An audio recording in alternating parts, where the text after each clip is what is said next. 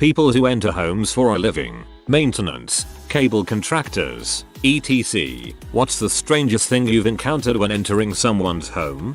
Speech pathologist here. I've encountered a roach closet, as the family called it. They had towels stuffed under the door and they said it's where all the roaches are hiding. They lied. The roaches were everywhere. I'm a builder in London and one of our clients strangely kept her old used underwear behind the radiator. As I took the radiator off the wall, they all just dropped. Then my dad aka boss made me put them in a rubbish bag and I proceeded to heave and gag whilst putting them in the bag. 0/10 experience. Fire department responded to a call of a house fire from a residence. Alarm company unable to contact owner. On scene to a beautiful 2-story wood frame home. No fire or smoke showing. Made our way inside and as soon as we got the door open we noticed 4-foot stacks of newspapers everywhere. This huge home had so many papers stacked that there was only a small pathway from room to room. We got to the kitchen to find an elderly person under a pile of papers on the floor that had fallen on them while they were making breakfast. The bacon caught fire and set off the alarm, but didn't set any of the stacks in the kitchen on fire. We clear the papers and start to treat the patient. All of a sudden we hear a huge cracking sound, and the floor shifts a couple inches. The weight of the papers was too much for the house to handle. Emergency dragged the patient out of path of papers to get outside. Patient was okay physically. Come to find out that the shifting we felt was actually the floor collapsing. Little did we know that the bottom floor was full floor to ceiling with newspapers and in effect stopped the collapse since the floor couldn't fall any farther. Newish house had to be condemned and ultimately torn down. Never found out where all the papers came from. The customer's house I was at had one of those plastic Coke bottles that had the share a Coke with filled with what I'm almost positive was someone's ashes. It was on a shelf with some pictures, and one of those small funeral cards with the same name as the bottle next to it. This gives me a really weird sense of existential dread. Imagine your final resting place being a Coke bottle.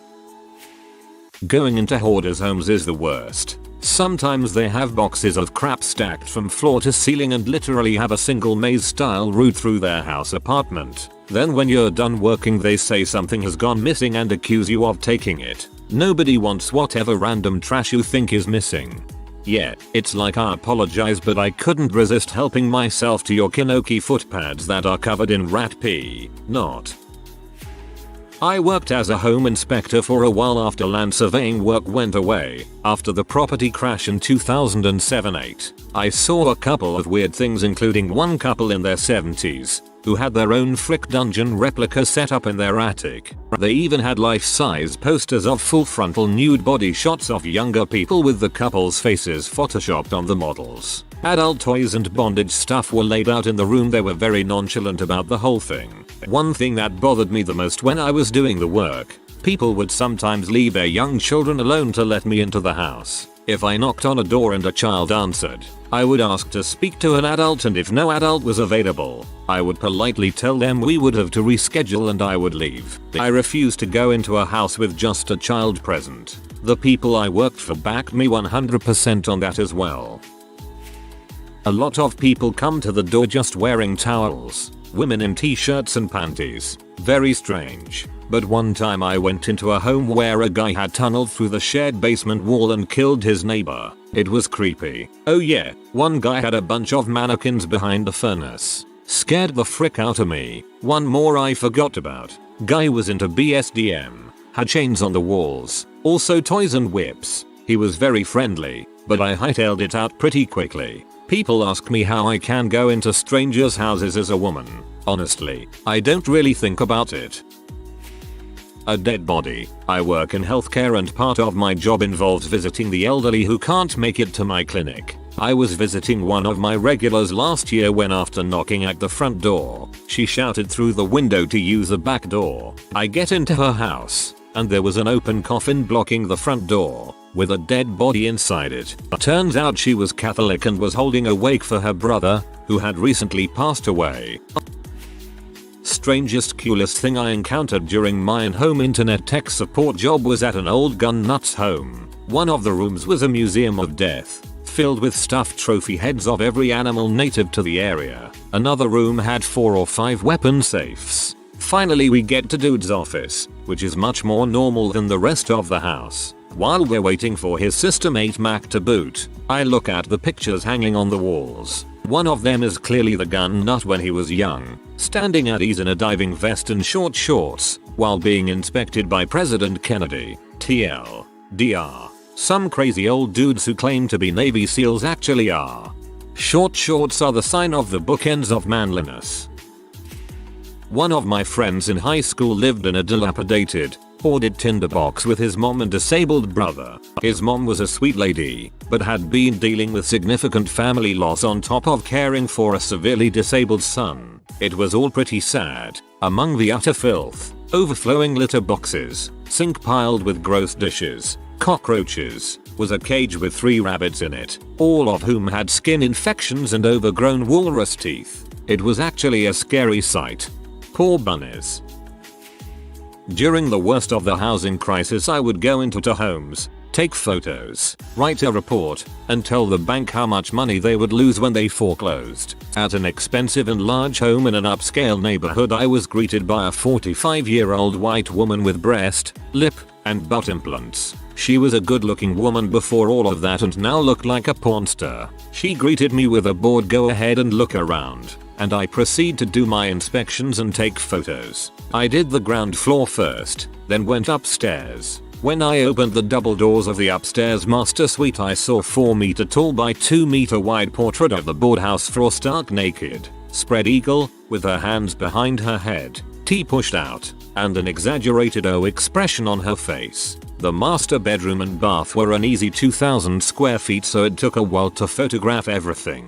After about 10 minutes the lady of the house ran up the stairs and screamed, "Stop this instant," to which I replied, "I'm not allowed to take images of people, or pets, or even photographs of people. I can show you on my camera that I have no images of your nude painting. I don't care about that. I thought you were up here jerking off. A neighbor did at our Christmas party last year." Yeah, nope.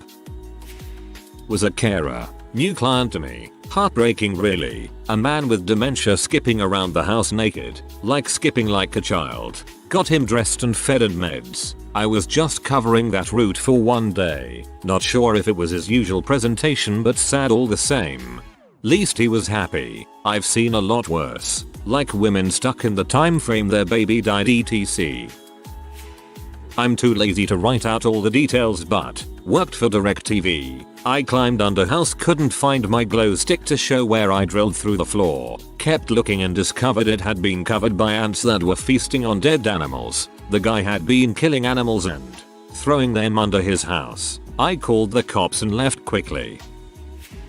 This isn't that weird, but I was installing internet and basic cable to one TV in a 1-bedroom apartment for this young lady, probably in her mid-20s. Finished setting up the modem and proceeded to the bedroom to set up her basic cable TV. I had to move her DVD player momentarily and there was a DVD upside down on it that I left on top of the DVD player as I moved it. Finished the TV install and went to put her DVD player back. This time curious if maybe the DVD is a movie I've seen before. Flip it over and nope. The label says Whorehouse Girls, so I quickly put it back where I found it on top of the DVD player. She comes in a couple minutes later, sees the DVD, quickly but carefully grabs it and while keeping it face down, moves it to her dresser drawer. She didn't know I already saw what it was and I was laughing internally as I finished helping her set up her Wi-Fi. Thank God you set up her Wi-Fi so she can watch P online like normal people. I used to work pest control. Some dude had a mock campsite in his apt bedroom, fake fire, 2-person tent, lawn chairs, cooler etc, etc. This happened today, taking items from an old man's house for a charity program. We were loading stuff from his house into our box truck that he didn't want to take with him when he moved. You all can take this mattress and box spring. Big ol' yellow CM stain on it. Sorry, so we can't resell this because it's got a stain, but we can take the bed frame and the mattress from the other room. Moves mattress. Moves box spring. Moth a load of used tissues on the floor behind the back of the bed. I was working with a crew that was knocking on doors at a seedy apartment complex and evacuating people because of rising floodwaters. Knocked on a door and the door opens and the very first thing I noticed was how bad it smelled. Like straight up BO. Next thing I noticed was the guy at the door who answered was in his mid to late 40s and overweight, wearing nothing but tighty whities. After looking into the apartment for a second, I saw two more gentlemen in their mid to late 40s also sitting around wearing nothing but dirty tighty whities. Now I'm thinking to myself, alright, this is super weird, and then I happened to notice they had no less than 100 guns just lying around in the open. Rifles, handguns, shotguns, a freaking crossbow. So now I'm like, alright, this is some The Hills Have Eyes stuff going on. We told them about the evacuation and left. I still to this day wonder what the heck they were doing. Couple weeks ago the cable internet guy came out to our place and I asked him the same question. Guy's response: he once responded to a multi-million-dollar home in an upper crust neighborhood filled with other mansions. This was a gated community within another gated community. Read. Apparently the previous occupants had a secret room that was an office with tons of phone lines where they were allegedly running some type of big credit card wire fraud operation. They'd gotten busted, so the new owners were having him undo a lot of what they'd done. Dude said it was like something straight out of a movie. Paramedic. Big butt flesh colored corn cob sticking to a sliding glass door leading to a backyard which overlooked the Columbia River. Everyone kept glancing at it through the assessment. I'm sure the fire department talked about it once we transported and left. After the call was over, the conversation between my EMT and I went as follows. Him: you saw that right? Me: dude, yeah, we all did. Him: it was super jerthy, like WTF. The house was for an older lady in her 70s complaining of abdominal pain. In my early 20s, I was a contractor doing carpentry work. I got hooked up with a guy who would text me an address and a few basic job details every morning. I would drive there, log my time and materials and bill it out at the end of each week and get paid cash. It was awesome. Always different. The worst one by far was 266 Bridge Street, Carlton Place. Trim to upstairs rental unit. I drive out there, meet with the tenant who was just on her way to work, but she said her boyfriend was upstairs. I set up my work area in the parking lot, head up a creaky set of stairs, open the door, and I'm hit with a stench I can only describe as beefaroni, hot air, canned meat and tomato sauce. The boyfriend is lying on the couch, easily 350 pounds, in a tank top with a blanket covering his bottom half.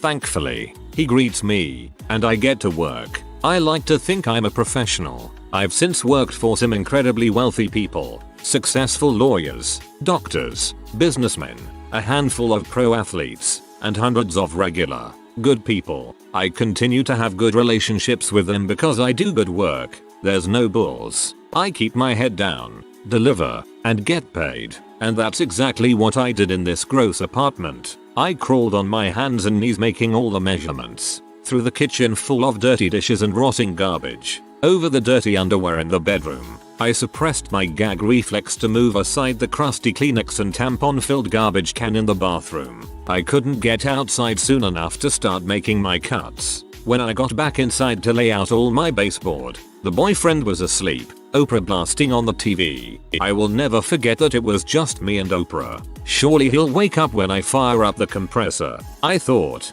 He stayed asleep, snoring, while I fitted, nailed, and caulked the full apartment over the course of about 3 hours. I wasn't quiet, either. When I was done, I washed my hands in the kitchen sink, locked the door behind me, and left. Got a slice of pizza before my drive home from a place called Mr. Mozzarella. Mediocre, at best. I went into a house to do some touch-ups on some wooden window frames. The owner had previously told me about a rat problem, but it was only one rat. She had said it was this monster rat that would jump feet into the air to take down birds. I laugh it off, assuming she was exaggerating. As I'm working on this window frame, I see what looks like a cat running around outside. Then this sucker jumps and I see its big butt tail. It was a rat. It didn't manage to get a bird this jump, but it probably could. I've never seen a rat get so much air. I worked in insurance restoration one summer. Your insurance company called us to bid on jobs from water and fire damage. Got to work on some cool stuff. Original panels from Marvel Comics in the 60s. I think stage costumes from The Temptations. Finding adult toys was a daily routine, so was small amounts of drugs. A bottle of Oxy and a golf shoe under the stairs. Marijuana in the bedstand. Usually we throw this stuff away. We were in a basement in St. Louis. It was part finished and part unfinished. Someone saw something in the drop zone ceiling. Pulled it out, and I crap you not, it was a gallon-sized Ziploc what seemed to be crack. That was the only time I remember us putting the drugs back where we found it and pretended that nothing happened. The sheer quantity scared the crap out of everyone. I work as an electronics technician for Samsung. Walked into a customer's house and the first thing we see is a life-sized replica of Hitler in the middle of his living room with Nazi propaganda covering the walls. Needless to say, we didn't stay for very long. I painted apartments in my teenage years. Went into one guy's apartment and there were dozens of mannequins all over the apartment, all in different fetish outfits. Assless chaps, leopard print, nurse outfits, you name it. We had to move them around to paint, and when the tenant got home he complained to management that we moved his doors. Guy was really nice though, but so was Bundy according to his neighbors. I worked HVAC for a while a few years back. I was doing a maintenance at this house and their furnace that serviced the master bedroom needed a part that I didn't stock on the truck. I had to run to a supply house to get it and the guy tells me no problem, just let yourself back in when you get back, so I did and I head to the master bedroom to repair the furnace. The dude was plowing his wife when I walked in. He looks at me while he's going to Pound Town and says hey. I kept walking and went about my business. I'm finished repairing the furnace in 20 minutes, but he wasn't.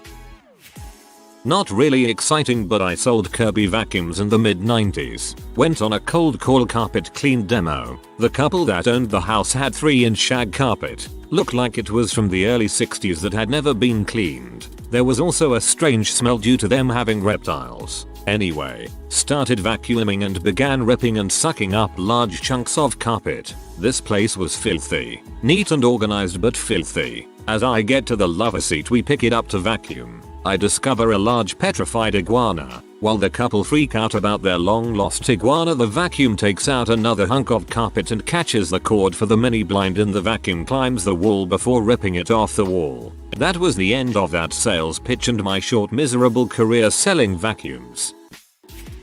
Cable tech. Was in an older lady's house and had to keep moving little kids' toys out of the way, rocking horses, little push cars, small dolls, etc. to get back to the wall plates and check some connections. This was in like 3 or 4 different rooms in the house. Didn't think anything of it. I see plenty of kids' toys every day. I just assume this older lady has some grandkids. Whatever. She keeps asking me to please be careful when moving stuff, which I am doing of course because I'm not here to mess anything up.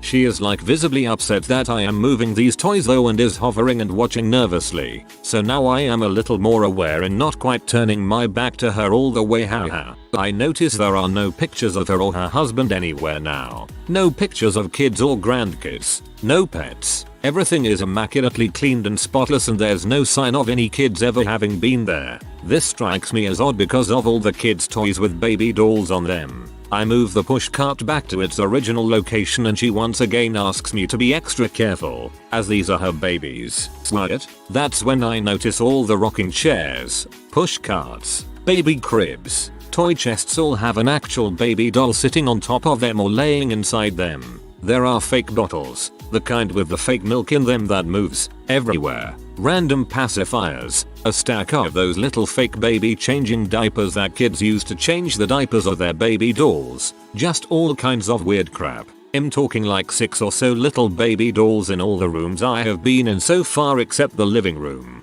Just a little creepy. I hate dolls and kids stuff from all the horror movies I've seen, so this wasn't ideal. Had to go outside and change the connectors and ground block in the house box. Do a little outside work. Come back in and she's walking around burping one of the baby dolls. Fuck that. Told her I was finished. Because I was. Got a quick signature and just noped the heck out of there. I realized that she's probably just some old lonely lady. Maybe she couldn't have kids of her own. I don't know her story. I'm sure she has a story. IDC though. I was creeped out and didn't look back. Guess it's mild compared to some other crap on here, but that was creepy as heck to me.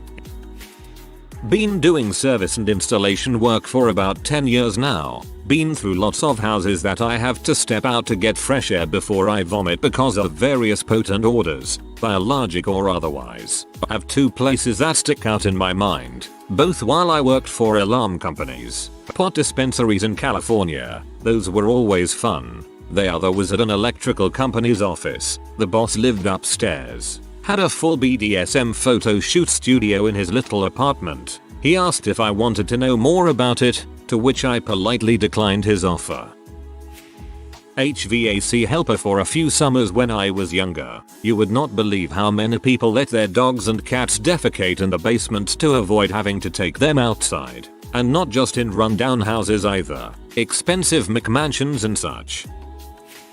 I worked for an electrician a few years back. We were on our way to a house for some electric work. As we drove by this government building, people were outside picketing and protesting a government employee for possessing child pornography. I guess he was well known in the town. When we arrived to this house there were boxes everywhere because the owner was moving. The woman who lived there let us inside and told us what work needed to be done. She looked like she hadn't slept in a week. When she finished telling us what to do, she had apologized for her emotional state and had explained to us that her husband of 20+ years was recently arrested for child pornography. Turns out it was the same government employee. My heart really went out for this woman. The betrayal she must have felt knowing her husband did this is unimaginable. Of course my co-worker sent me to the basement of this house to remove all the ceiling light fixtures. I never came across anything while down there. It was completely empty and cold with barren walls and a concrete floor. But needless to say the thought of it all made me sick to my stomach. The entire house just had this eerie vibe that I couldn't shake. We immediately left the minute the work was finished. Serious, people that do autopsies. What's the weirdest thing that you have found that didn't have anything to do with the person's death?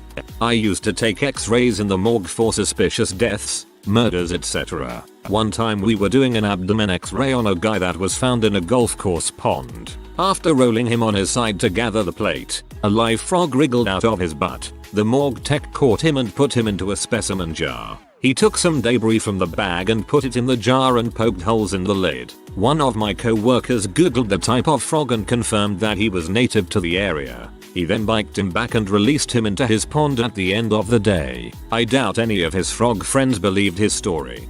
That last sentence made me laugh harder than the rest of the story due to the extreme level of weirdness.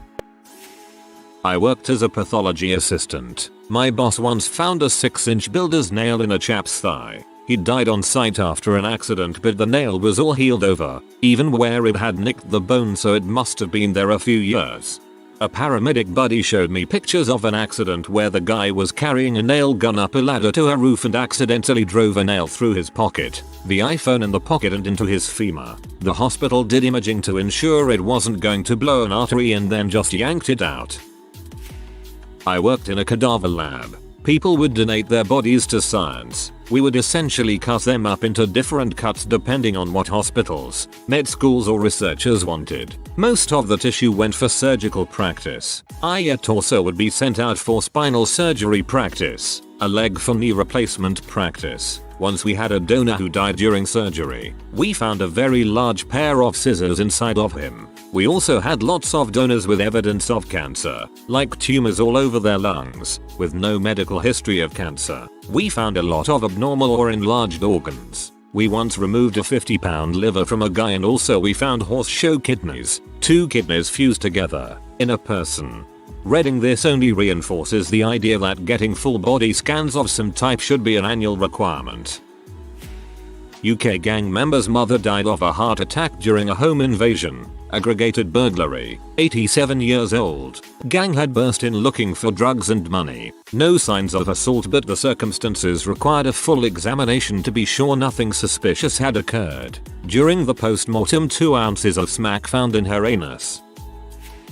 Back in the 90s, I worked for the company that was contracted to move bodies for the coroner. We picked up the body of a lady who had worked as a tailor in her youth. When they did the post-mortem, there were several dressmaking pins and needles under her skin, mainly in her legs. There was also a pin lodged in her lung. Coroner thought she must have inhaled it. She'd suffered a pulmonary embolism back in the 60s which had forced her to retire. Maybe the pin was the cause of it. How she hadn't felt the pins or that none of them had been picked up on x-rays or scans she'd had in later life, I don't know. Cause of death was a stroke.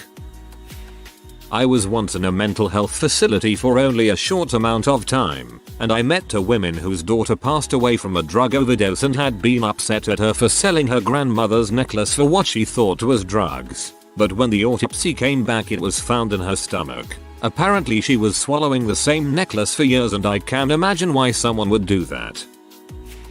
When I was a student I saw an autopsy of a man who had hanged himself. When we checked the main arteries in the heart he had a huge blockage. He was basically just about to have a huge heart attack so probably would have died anyway. Sorry, pretty grim. One of the major symptoms of a heart attack is sense of impending doom. Kinda makes me wonder if that was his final straw and he would have died later the same day of the heart attack. Rolls of dollar bills inside the glory hole cavity. Removed it and let her property dry and then returned to the family with the rest of her belongings. So wash your hands after handling money. Maybe 50 bills, but can't remember if they were singles or large bills. Cause of death was an overdose, I think, but not sure.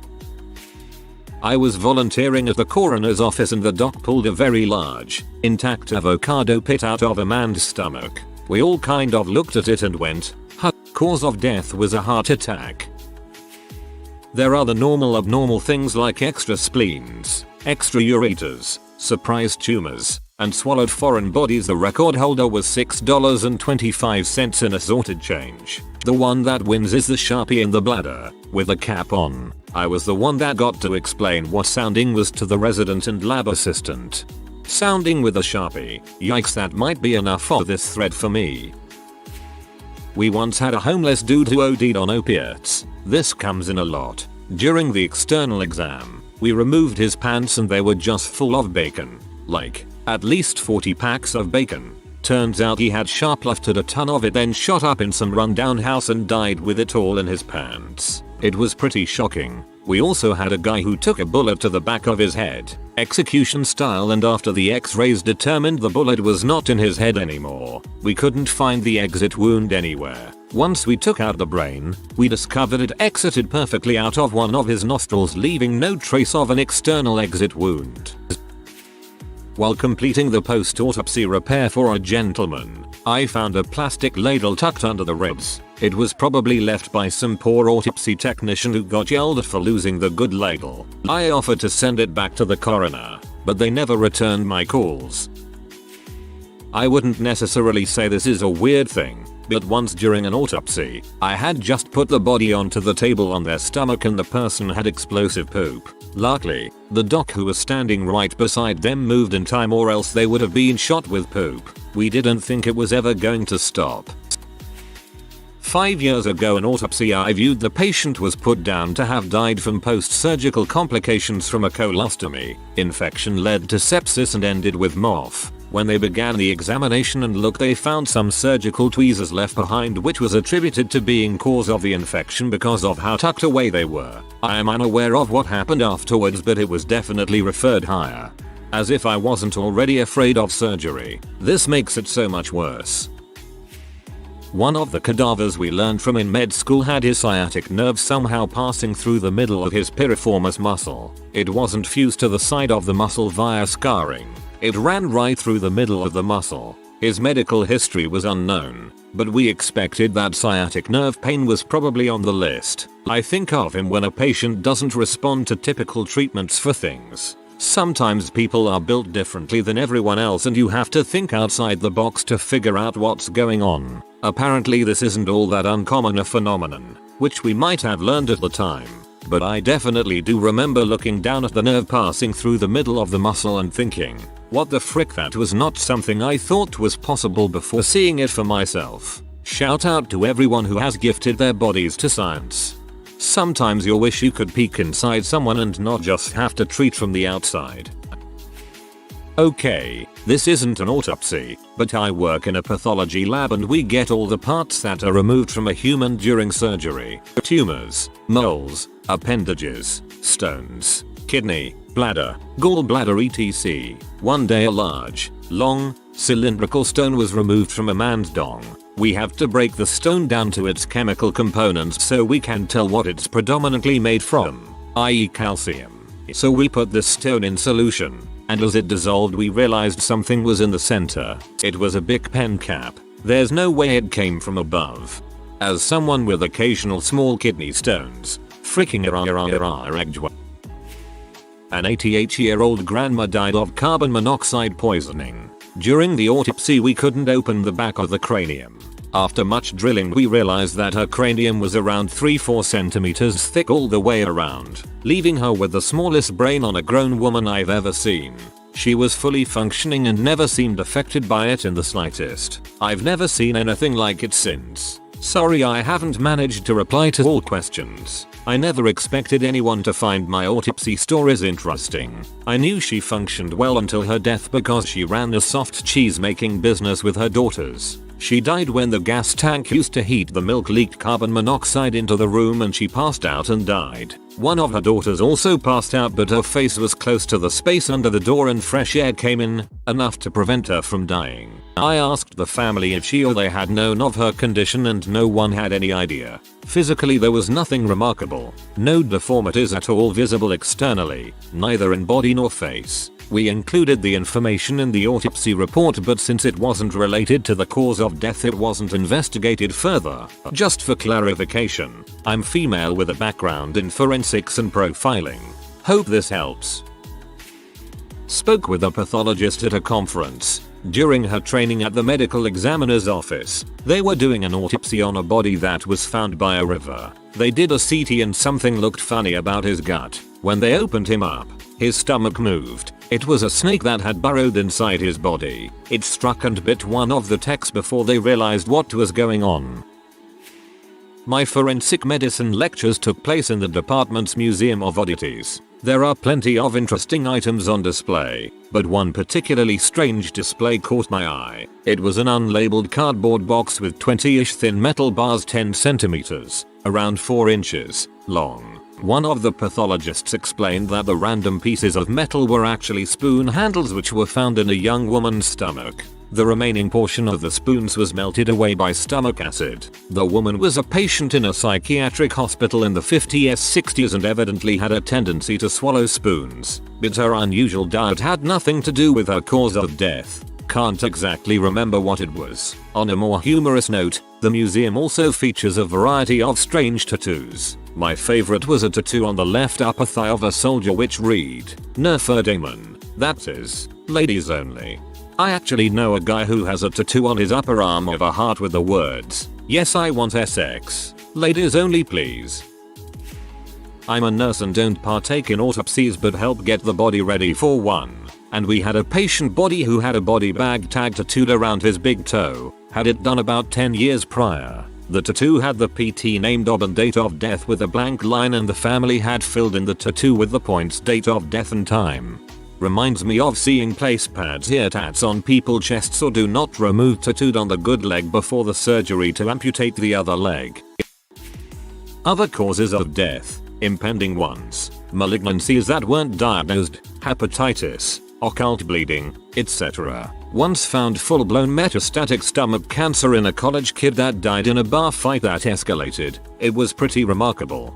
This happened to both my grandpa and my great aunt. My grandpa had an aneurysm on his jugular that could have burst at any moment. My great aunt had cancer that they only found on the autopsy. Pneumonia took them both first. Pennies. Hundreds of pennies. Nearly $6 worth inside the skin all over the arms and legs. Deceased was a hermit, lived alone, ordered out for every meal. Apparently he'd been surgically implanting pennies in his skin for years. No freaking clue why. This has haunted me the most out of all the posts so far. Brain aneurysm in a late 20s girl. Had a tattoo directly above her pubic region that said stay off the grass. Only tattoo on her body. Also had a full-blown trichomorsor. Same patient. We saved it. No history of mental health issues or seeking treatment for any mental health disorders. Just enjoyed eating her own hair. Running into the occasional dong pump implant was also a fun one. A professor was explaining to us the brain's ability to compensate and said there was a case. I believe the person had died of old age, of someone missing an entire hemisphere of the brain. In its place was one big tumor. There were no signs of symptoms of this throughout the patient's lifetime. My brother-in-law was in his early 60s and passed away from a heart attack. During his autopsy it was noted he only had one kidney. He never had a kidney removed and the only surgery he ever had was to have his appendix removed. And the mortician said that it was in fact removed and not just a birth defect. The appendix surgery happened when he was very young. My mother-in-law had some health issues and during examination they found she had only one kidney. We were told that it happened sometimes and would not affect her lifespan. She passed away at 84 from kidney failure. My friend does this autopsies and he said that he found 24 screws in the large intestine of a 75-year-old woman. The weirdest part is she died of a heart attack while in the shower. There was no possible explanation other than she was suffering from pica. Benoit balls in the rectum of a male who died of huffing duster. Female with a tattoo that covered her back that said frick you fricking fricks. Elderly female with 5 very old tampon in her glory hole canal. Big, burly, leather-clad bikers with delicate, lacy panties. Elderly male with a Prince Albert piercing. We had to remove all jewelry and that was awkward. Accessory spleens were super common, but one lady had 14 of them. But no actual spleen. Just 14 little blueberry-sized accessory spleens. Horse show kidney is always a cool find. Human anatomy has it within normal limits range, but within that range, there are some weird things. Surprise Empire was gag worthy. I no longer work this job. I miss it. You guys have made the last few hours at my current job more fun. I hope at least one of you has an accessory spleen. I was an assistant back in the day and once a man who died in drive-by was brought in. When examined we found that he had coke in his ass. Just realized you were not referring to the drink. Nice. I used to do necropsies, which is an autopsy on an animal. Weirdest thing was when I'd probably done 50 necropsies at that point on the same kind of rodent. And one day I open one up and its intestines are just bulging full of something. Just imagine that you're used to seeing essentially the same thing every time. And now instead of thin little intestines you've got these balloon-like overfull ones just taking up the whole body cavity. My partner and I freaked out and just put the whole intestinal tract in a specimen jar for the lab to check out. Turned out to be a massive tapeworm that was actually fairly common for that critter. We had just never run into one in our sample before. Not as crazy as a lot of the stories here, but when you open a body any kind of surprise really throws you. Did pathology at hospital in college and one person had green organs that smelled like grape Jolly Ranger. No joke, apparently it's caused by a not so uncommon bacteria that only does that. Finally a new Jolly Rancher story. Don't perform autopsies, but I clerked for a public defender's office my senior year of college and was tasked with organizing the discovery of a murder case, including the autopsy photos. Guy was tortured and then killed with a pickaxe to the head on the side of a road. The next day they stole acetone from a hardware store and drenched the body, which doesn't work as well as the movies do. However, it does a phenomenal job at melting internal organs, particularly a brain whose skull has several puncture wounds. The brain soup is why you don't sneak a lunch while organizing discovery in a homicide case. Brain soup sounds extremely disgusting. Opposite of your question, but I believe still relevant. I was dissecting a body, male, 50s, for anatomy class and found that his heart was a mirror reflection of what it should be. The arteries and veins were in the wrong order on the heart. During his life he probably never knew about his extremely rare and strange heart, though it most likely was the root cause of his death. He did not have an autopsy, so they would not have figured it out then, and I do not believe anyone was informed after the dissection, since those who donate their bodies remain anonymous. Guy called his ex-wife, told her he was ending it all, had a gun, drove out to the middle of nowhere and died of a heart attack. We couldn't believe it either. Task failed successfully. Buddy told me he found a pair of dentures in someone's thigh. Didn't say a word to anyone about it for a couple years either. During one of my anatomy labs we did a thoracic dissection on an elderly gentleman. The skin showed moderate yet long-healed scarring that when drawn back revealed small slivers of copper. The cadavers are only identified by a serial no, but judging by his tats he was a military man, so presumably old war wounds. Not necessarily weird but interesting nonetheless. I'm not a ME, but growing up, my best friend's dad was the county coroner. An old shut and died from natural causes, and his body was found a few weeks after he passed. During the autopsy, the coroner found what appeared to be thin copper wire running the length of the decedent's arms, legs, and torso. It was embedded under the skin, with a single point or outlet emerging at the base of the neck. The man had no family, so no one had a clue how the wires got there or why.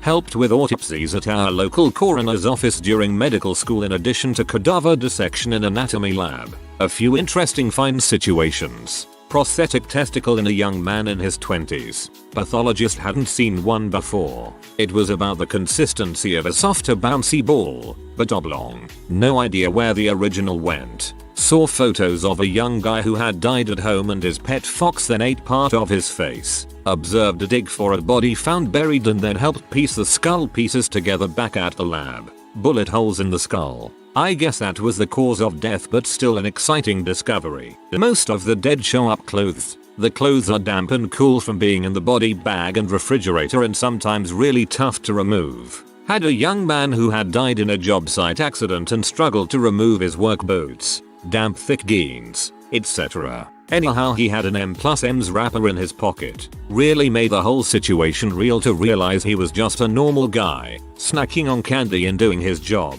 when his life abruptly ended.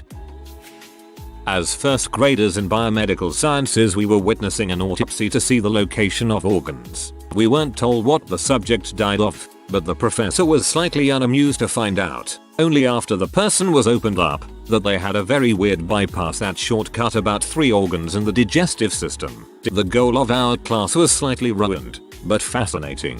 First year of university, not first grade of whatever school type with minor students. Oh man. Okay, one time we had an autopsy on a guy who had died abroad whilst on holiday. He'd already had an autopsy in his country of death.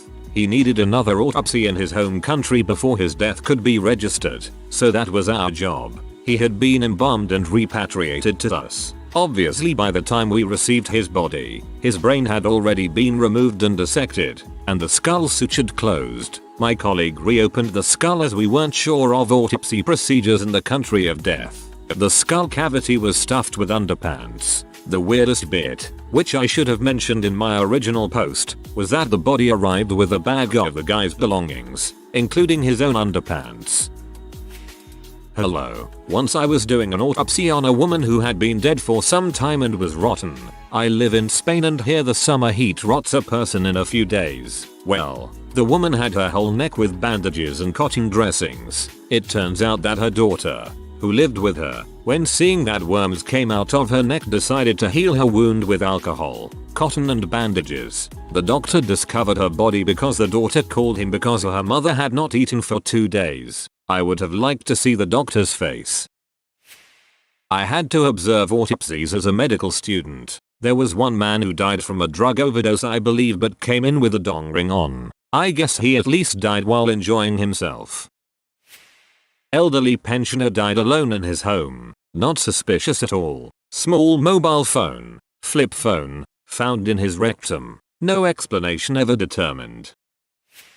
My friend who does autopsies found Barbie doll heads in the intestines of a 21-year-old woman. Yes, Barbie dolls, Ken dolls, those stuff. Weird part is she died from COPD. It's possible to have COPD at 21. My friend said she smoked 2 packs a day, so that may be the probable cause.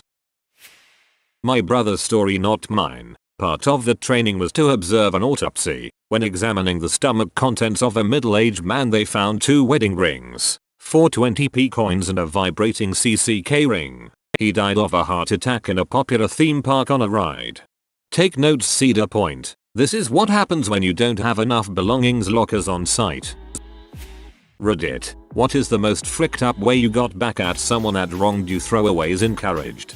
Friend and I were fishing at a local creek when my friend's brother pulled up. Being the dong he normally was, he started throwing rocks in the creek to scare the fish, and then he threw my friend's bike in the creek. We were 13 at the time. My friend was crying and I felt so bad. I jumped into the creek and got his bike out. Told him we would get his brother back. About a month later we were fishing again and it was the dead of summer. I told my friend today is the day we get his brother back. Caught a 2-stroke 3-pound carp. Threw it up on the side of the bank and left it there until we were done fishing. At the end of the night went back to his place. His brother's car was sitting on the street. We took the carp, sliced it open and threw it under the driver's seat and rolled his windows 3-stroke 4 up.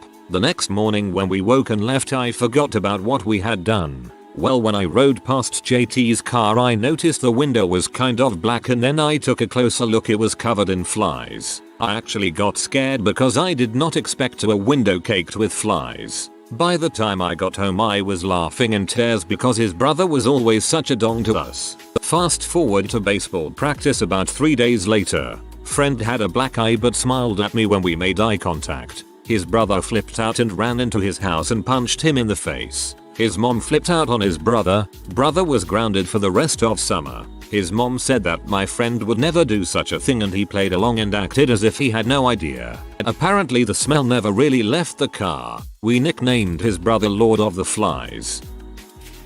A school bully repeatedly knocked a binder from my best friend's hands every single day while we walked down the hall. Now we were in high school back in the pre-Columbine era, so people didn't freak out as often when kids did fricked up crap. I convinced my friend to stick tacks through an entire side of his binder, turning it into an extremely dangerous spiked weapon, and just hold on extra tight while waiting for the bully to come do his thing. The kid lacerated his hand pretty badly. After he slammed his hand down into it, my friend held on and yanked back. Jackass didn't try that crap again.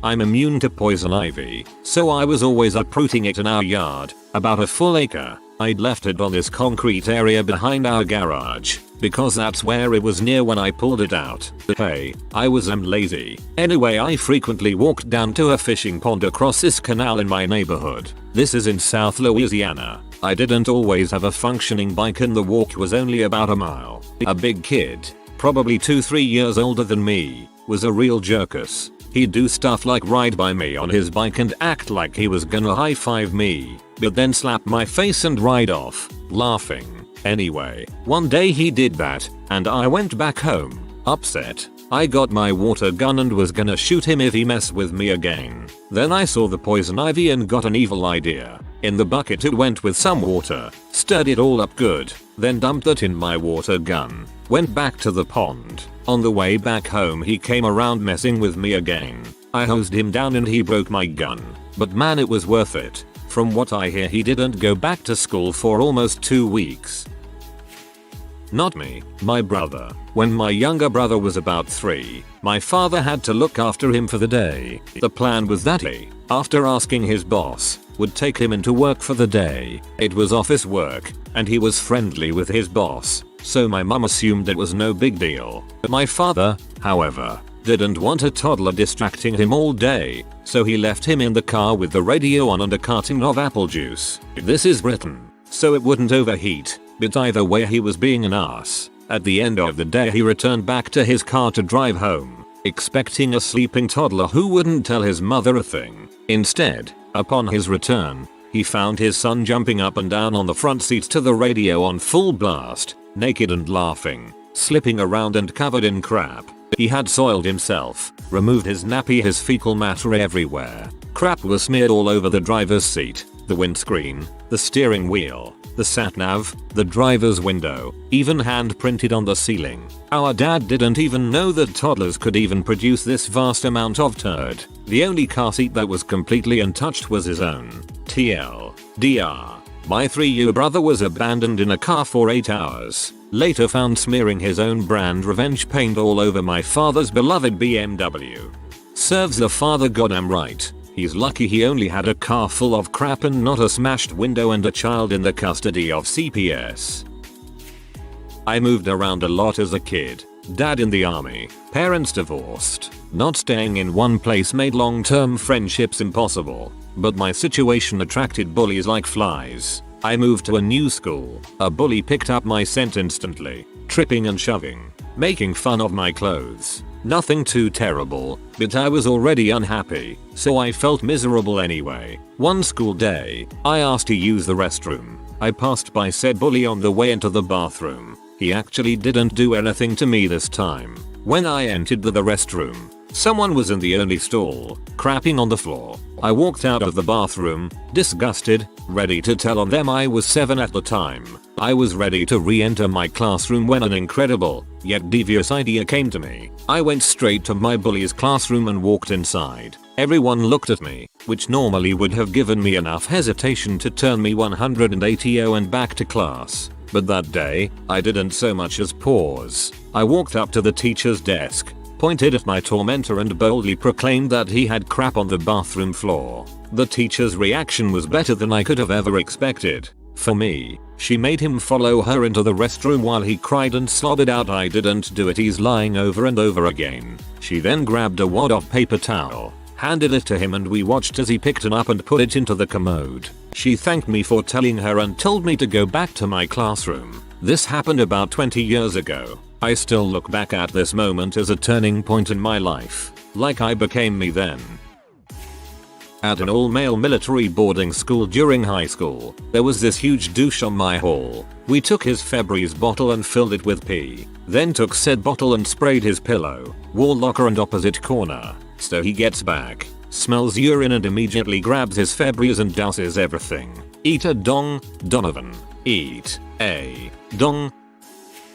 I used to live in a very small town, like 250-300 people. We had no stores, gas stations, etc. One day a local guy decided to open up a little store that sold the basics like groceries and rented movies. He hired a few of us high school kids to work the store and promised $50 a week for the summer to be paid at the end of the summer. We agreed and started working. We gave up a summer stocking shelves, cleaning the bathroom, lawn care and whatever else. Well, the end of the summer comes around. It's our last day of work, and he comes by with our paychecks. $50 for each of us for the whole summer. Needless to say, we weren't too happy, but his words were, "What the frick are you gonna do about it? Drop the key off at my house since you won't need it anymore." We came up with a plan to pay this douchebag back. Before locking up the store for the last time, we left a window unlocked. We dropped the key off at the house. Around midnight, we were back at the store, grabbed as much as we could: cigarettes, money from the register, candy, probably about $1,000 worth of crap, locked the window, then left through the emergency exit that had no alarm. There were also no cameras of any kind. Next day there were cops there. He accused all of us of doing it, but had no proof. He ended up having to shut down the store a few months later because the town heard how he didn't pay us and stopped doing business there. I don't feel bad. Sucker deserved it. Figures it's about a crime I committed 15 years ago. Till there are people so dumb they'll rip off teenagers, add insult to injury, and then ask for their key back. When my brother and I were kids, we used to play in our front yard all the time. Once, we were playing baseball and our ball rolled down the hill into our neighbor's backyard. Anyway, my brother and I went inside to find another ball to play with. In those 5 minutes, he walked up the hill and pounded on our front door. My mom answered and he flew into a rage at her, screaming about the goddamn kids ruining his lawn. My mom tried to calm him down, but he put back his fist as if he was going to punch her. When my mom flinched, he started to laugh and spit on our doorstep. My brother and I saw everything and declared covert war. We were smart. We waited until he wouldn't be too suspicious. To this day, we haven't been caught, because everything could have just happened naturally. We didn't do everything at once, but rather over the course of many years. Here is a rough list of all the things I remember doing. Poured female deodorant into his cars and house's AC intake vents to perfume his air with an unholy stench. Saved up all shards of sharp glass, nails, etc. and would scatter them on the ends of his driveway. Bought high-strength concentrated weed killer and would apply it liberally to his prized shrubs' flowers. Found his car in public parking lots and threw bologna on it to ruin the paint job. No clue if this one actually worked though. Collected roadkill and assorted dead critters we found. We had cats, and would throw them under the tarp that covered his pool. Waited until they went on vacation and put sugar all over their doors and windowsills and hope that bugs would get into the house and nest. I still don't feel guilty. The guy was a huge prick. Still is a huge prick, actually. I worked at a place during college that served sandwiches and coffee. It was a cool place. A lot of people hung out there and I liked everyone I worked with, but my boss was the biggest butthole in the world. One week on payday he got all the employees together and told us that we wouldn't be getting paid that week and we would have to wait until next week. We were fine with that, but when the next payday rolled around he didn't have the money. This went on for about a month. We were all working under the table and he told us that if we quit we would never get any of the money he owed us. We later found out he never planned on paying us. We found out he was blowing his cash on coke and gambling. He stopped showing up to work for like 3 weeks, so it was just the employees running the store. In those 3 weeks we gave away pretty much everything in the store for free. Literally emptied it out. Anyone who came in and ordered something got it for free. We even had a party there one night. Open mic and everything. So he finally shows up and he looks like he has been awake for a week straight. He comes in freaking the frick out. Threatens to beat the crap out of us. Starts throwing things around. I was in the back and saw that he was double parked outside. So I call the campus towing company that was literally a block away. While he is freaking out at us, one of the employees says, "Hey, your truck is getting towed." He runs outside and watches his Escalade get towed away. We all bounced out the back door and never looked back. When I was 13, I woke up in the middle of the night to a man laying next to me in my small bed, staring right at me. I looked at him all confused and told myself, "Oh, silly, you're having a nightmare." So I smiled at him, closed my eyes and was about to fall back asleep when he started touching my thigh. Two things happened at once. I realized that I was only in my bra and underwear and that I was definitely not having a nightmare. Fear like I've never felt before gripped every inch of my body and I think I stopped breathing. He started making his way up to my underwear, presumably to take them off. What did I do? I opened my eyes and I crap you not said, "Hold on a second. I have to pee." He looked shocked, but didn't stop me as I wrapped my blanket around my body and proceeded to take a few steps toward my bathroom. Then I noticed that my bedroom door was wide open, so I bolted. I ran to my mom's room, banged on the door and screamed about how there was a man in my bedroom. My mom came out to the hallway and had just started reassuring me that it was a bad dream when the sucker dashed out of my room and toward the front door. My mom froze, but I got the biggest sense of how the frick dare he try to violate me. That's when I grabbed a lamp, ripped the cord out of the wall socket as I started chasing him, insanely waving that lamp and screaming all the profanities that my 13-year-old mind has ever heard. I chased that sucker down the streets while my mom called the police. I lost him somewhere in the dark, but when the police came, got statements and started searching the neighborhood, I got my revenge. They caught him hiding in the bushes, brought him over, and asked me to identify him. I marched right up to that mother, kneed him in the balls and walked away saying, "Heck yes, I want to press charges." When I first read this, I thought he said, "Silly, you're having a nightmare," and I thought, that is the ballsiest debaucher in the world.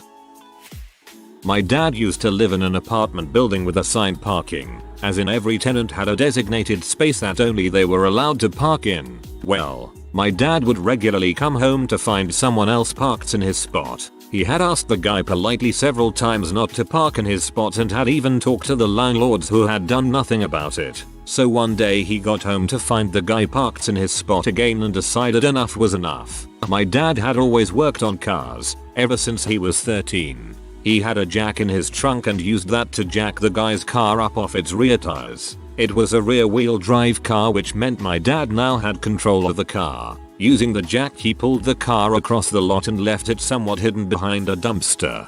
Then he let the car down, put away his jack, parked in his spot and went up to his apartment. Later that day he got a knock on his door. It was a police officer with the inconsiderate neighbor behind him.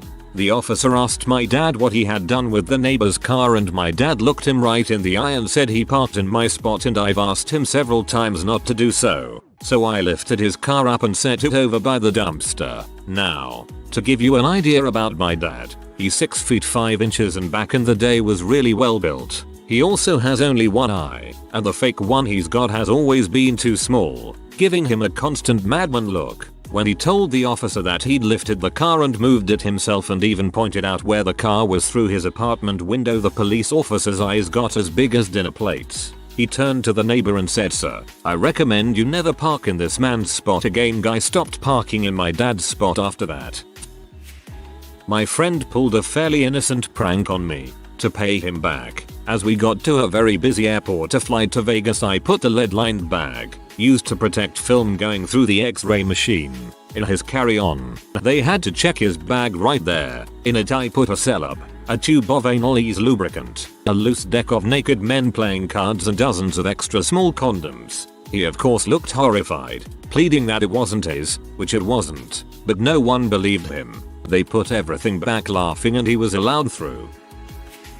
My girlfriend of 3 years that I dated through high school broke up with me my first semester of college. We went to different schools and I later learned she was hooking up with one of her guy friends there. Anyways, when we both were on break, she asked me to bring back all the stuff she had given me. Presents, sweatshirts, cards, etc. So I drive to her house with all the things we've exchanged in the past 3 years. Once I got to her house, I saw that she had invited all her friends over and they were sitting with her along with her parents in the garage. Anyways, I walk up with her crap and exchange. Everyone there had that smirk on their face like they were laughing at me. Anyways, as I give her back her things, I say, "If only I could give back your virginity." The look on her parents' faces was absolutely priceless. And I walked out of that lion's den with the biggest smile on my face. Haha, this is great. It's awesome how you can have an entire situation and group of people against you and turn it around with nothing but a few words. My then high school girlfriend was a total B and wanted me to abandon all of my friends, would always try to bring me down, etc. When I got fed up, I broke up with her on picture day. She took them, but her mascara was everywhere. 2 days later, I told her that I was sorry, blah blah, and I wanted to get back together. She liked having someone to walk on, so of course she said yes. I then broke up with her again on retake day. Freaking nailed it. Slow clap. My friend got roofied and violated by a frat frick about a decade ago at a local high-toned university. Despite a shitting of evidence, he was never arrested, never expelled, never had to face any sort of penalty for this, and managed to get my friend labeled a S who totally wanted it and was now only pretending it was rape because he wouldn't break up with his girlfriend for her. A pretty charming guy, really. I put capsicum extract in his eye drops. My reaction to your post. So I've definitely come to this way too late for karma, but I decided to share this story, just for any lurkers to enjoy. When I was in first grade, there was this jerk that we'll call Eric who essentially made my life a living heck. He was constantly shoving me down, stealing the ball from me, and would consistently smack me or throw things at me in class when the teacher's back was turned. I often got in trouble for yelling at him or hitting him back. Meanwhile, the sneaky bastard was an angel in her eyes. It's December, and the entire class is excited about two things: bring your dad to school day and Christmas. Well, one day in class, our teacher was talking about Christmas and Santa Claus when Eric blurts out, "Santa isn't real. He's just make-believe for babies." The teacher tried to make him be quiet, but the damage was already done.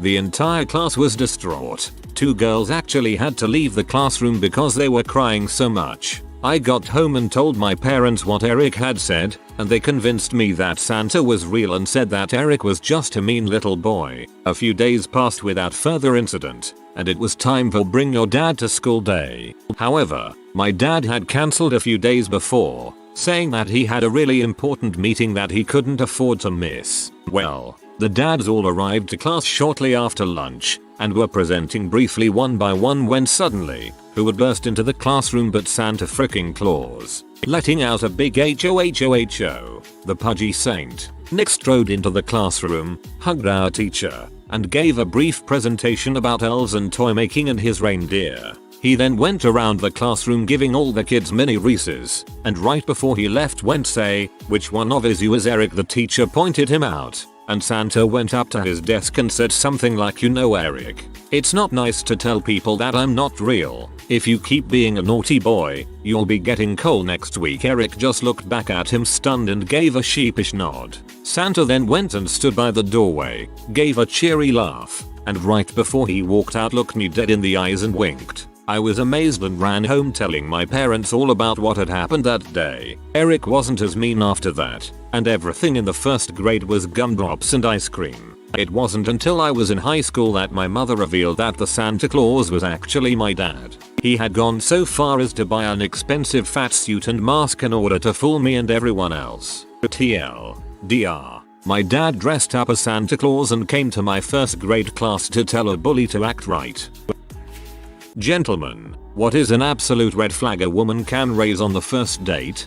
My brother was in the army when he was set up on a blind date by a friend's girlfriend. Apparently during the first 10 minutes of dinner she was talking about how she would be such a great and loyal army wife, and how she thought army wives were so brave and admirable, and how she would never leave him if he was injured. He had literally just met this girl. He stuck it out through dinner, faked sick and left. She pursued him pretty hard after, but he lied and told her he decided he wasn't really over his ex and wasn't ready for a relationship. He said about a month later she tried to text him with a booty call, and said she even tried to sweeten the deal by saying he didn't need to wear protection because she was on birth control. Like, how many red flags can one girl have?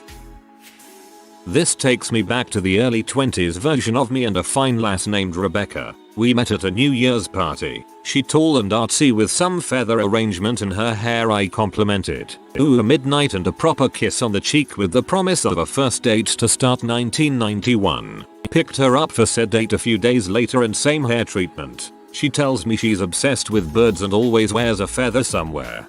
Okay, no problem. She's still cute in full light and this just makes her quirky, right? I was just a few years older and we went to a really nice Italian place near DC. She remarks how nice to be out with a grown-up as she's finishing college and has been dating boys. Nice. Dinner's great until dessert. The whipped cream on mine reminds her of her last boyfriend. She then tells me in great detail how she stalked him, hiding in bushes near his house to spy, effing with his tires and covering his entire car in whipped cream and eggs. Isn't that just the funnest? Check, please.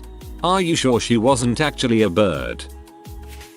I went to meet a woman from an online dating site and at the last minute she texted to ask if I could swing by her house, which was only a few blocks away from the Starbucks we were supposed to meet at. That should have been a tip off in retrospect, but we chatted a lot online so I felt comfortable enough. Maybe she just needed a lift or something. Instead, I come up to her house and when she opens the door, she is wearing an ankle bracelet. She begs me to please understand how she didn't want to mention it on the dating site and to please hear her out. I was naturally uncomfortable by this point but also curious, so I sat down for a few minutes in her living room. She told me of this domestic dispute she had with her ex that had turned violent and now she was on 30 days house arrest. A very overweight teenage girl came into the room at this point, and the woman said, "Oh yeah, I also forget to mention I come with this. Now I just wanted to get the heck out of there." I started making excuses to leave but she kept trying to get me to stay. Please, just one date after I am done with house arrest. The things I could learn from a man of your smarts. I said nothing besides I really have to go.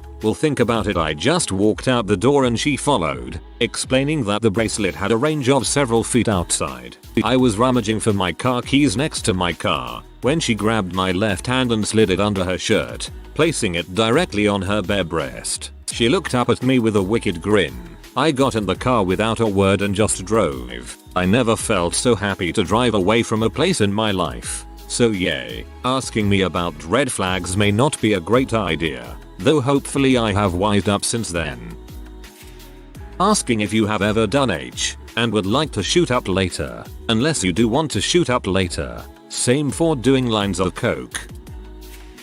Had dinner with a blind date. Only saw her eyes maybe for 3 minutes before she was glued to her Instagram and Snapchat, giggling to herself and replying to her followers. Tried to have a decent convo, but she was like, "Aha, that's cool." Waitress comes. She doesn't even bother looking at the menu. Steak, fries, and a glass of champagne. Then out of the blue, "How much money do you make?" I got up, Told her the date was done and left her at the restaurant. She was so glued to her phone, she just nodded. She blows up my phone raging that I was supposed to buy her dinner and exclaimed she had no money or ride to get back to her man's place. So yeah, she was fishing for free food and drinks. You made it out perfectly. Congrats on you. Oh boy, here we go. Long story short, I went on a date with a chick and we were vibing really well before she turned ice cold and began acting like a bee. At that point I just wasn't enjoying it, so I made up some excuse about having some stuff to do and left. Few hours later she texts me she was disappointed that I gave up so easy and she was testing how much I liked her. Needless to say, I didn't ask her on a second date. I'd rather be single celibate than have a relationship sex with the entire cast of Mean Girls crammed into a single person with the maturity of a high school freshman. She asked me to drive her back home to ensure she hadn't left her iron on. 20 years later I'm still checking that she's locked doors, turned things off, locked up the pets, etc. That's a long time to stalk somebody. She brings a guy from Tinder to the date. His name is Craig. He uses a paper clip as an earring. He spends most of the date sewing. Still wasn't the worst date I've ever had. So now I wanna hear about the worst date. A girl I dated was really obsessive over her ex, but not like wanting to get back with him. No, good sir. She just wanted to make sure he didn't date anyone, and would force everyone around her to help her, including me. I found out from her ex, a really nice guy, that on the first date we went on, she chose a specific restaurant because he had a date, and she wanted to ruin it. Yikes. Your well-meaning co-worker sets you up on a blind date with her fun friend. You agree to meet at a bar, but then her friend asks you to pick her up because she lost her license. You get to her apartment and she is arguing with a man out front. She flips him the bird before spitting in his face, then gets into your car. It is at this crucial point you notice she brought a suitcase full of her things. After you finish the drink you ordered with your meal, she finishes her fifth one. The entire time you haven't said more than a few words. Not because you're being indifferent, but because she always interrupts with anecdotes about her abusive childhood. The bill comes. She slides it over to you. She informs you that she doesn't have any money and assumed you had intended to pay for the entire date. On the way to the car she informs you that she wants to have unprotected sex. Don't worry though. She tells you that you cannot impregnate her. She is already carrying another man's child. While taking her home she begins gesturing to her suitcase while asking to live with you a few weeks. She is broke and destitute till she begins her new job as a stripper on Monday. The man she was arguing with was letting her stay with him till she saved up enough money for her own place. Unfortunately that man had kicked her out since she was bringing other men over to his apartment to frick. In her opinion it was unfair. After all, she never agreed to only be sleeping with him exclusively. After pulling her hand out of your crotch and telling her you're not interested, you get to the apartment you picked her up from. Unfortunately you live in the same apartment complex, only a couple buildings around the corner. Far enough from where you park but not so far that she doesn't follow you all the way to your front door. She sexually assaults you while trying to force her way into the apartment. You panic, but then hear your cell phone ring. It's a telemarketer telling you about your vehicle's expiring extended warranty. You pretend it's work, push your way outside, lock the door and hope she forgets the number scrolling across it. She follows you to your car, asking when you will come back home. You leave her standing in the rear view mirror while you speed off into the night. You then spend a few hours sitting in the mall parking lot, waiting for a chance to sneak back home, while on your third cigarette to deal with the second anxiety attack. Even though you previously quit smoking for over 1 year, you come to a grand realization. Your co-worker is kind of a bee. Apologies for the awful experience, but congratulations on the compelling narrative. I hope you don't mind, but I couldn't find a babysitter and brought my kid. Yes I do mind. You could have rescheduled. This is supposed to be a date, not a future daddy test. Here's some money for you and the kid to have a nice dinner. Bye. Yes, also lying about having kids and having know when you are at her place. When she gets too personal and wants to know the street you grew up on, your first dog's name, what your first car was, where you went to school, mother's maiden name, the 3 wacky numbers on the back of your credit card. Making comments to imply that she wants a worshipper gift giver instead of a partner. If you don't see a so as an equal, it's a bad sign.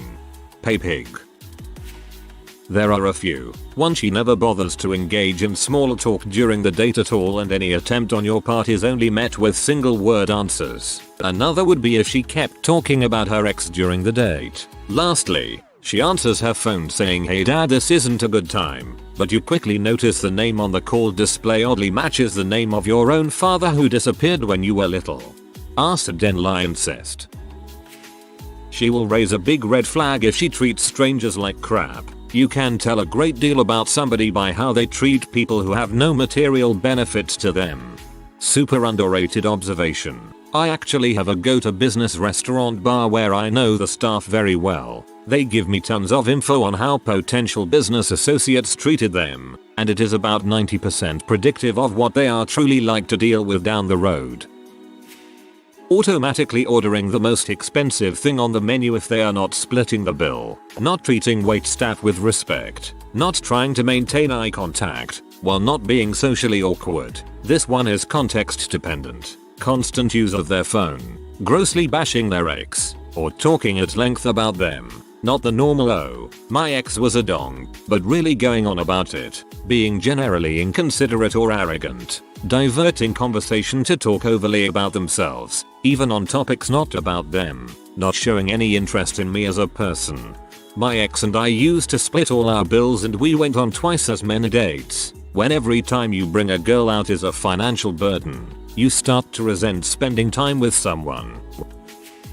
If she starts playing on her phone, that means A, she's just there for a free meal. B, she's already dating someone. C, she's not interested in you. D, all of the above. Apart from all the usual ones, I really know it's not going to work if they start complaining about having to walk a short way when together. I get it if they're wearing heels, but if we plan to go to a restaurant, walk around a bit and see a movie, and 200 meters into the walking they start complaining, then it's just not going to work out. I dated a girl once who would get mad if I wouldn't circle around or wait until one of the closest spots were open. Her dad would do it all the time. I happen to be one of those people who park as far away as possible so my car doesn't get dinged by careless kids. It didn't work well. Telling you right at the beginning of a date how much he hates Martin Luther King Jr. Yeah, that was awkward. Talking about how they want a man who knows how to treat a lady, or checking out other guys with their eyes while still actually talking to you, or ridiculing things you said, or telling you their ex-boyfriend is a policeman and if anyone hurts me he will get them, or telling you they have a BF but he's going to be in jail for 6 months, or ordering as much expensive stuff as they can, obviously more than they can eat, because they think a date is a chance to burn a guy for as much as they can get, or telling you about how their ex was an butthole. In fact all their exes were buttholes, or lying about their spreens or age before a blind date, or some of the first questions they ask you are how much do you earn, what car do you drive, where do you live, do you own or rent, or telling you their last BF was so generous he even bought you a house and gave it to you. 9 Korean girl in China, receiving more than a dozen calls on her phone, mostly that sounded male, while still in the car on the way to the restaurant. Chinese girl, I'd already decided not to date her again before we reached the restaurant. These are all things I have personally experienced dating. Yikes. Came to this thread afraid I'd see something I'm inadvertently doing as a red flag because I can be a little socially awkward. Leaving this thread feeling more normal than ever. Holy crap guys, I'm sorry you're meeting these women. All I see here is a green flag. Trying to make sure you aren't a bad person or trying to improve yourself. There are some good ones here, like mistreating servers, making it clear she sees you as a source of money and expensive gifts, or carrying on about an ex. I don't want to just repeat what everyone else is saying, so my red flag is anyone who seems to be constantly on or have something they're trying to prove. If they can't just relax and stop trying to show what an edgelord victim not like other girls or whatever sort of character they're trying to convince you they are, being around them is going to drain you every time. It's not even worth the pee to me. I like genuine, real people who aren't constantly putting on some show.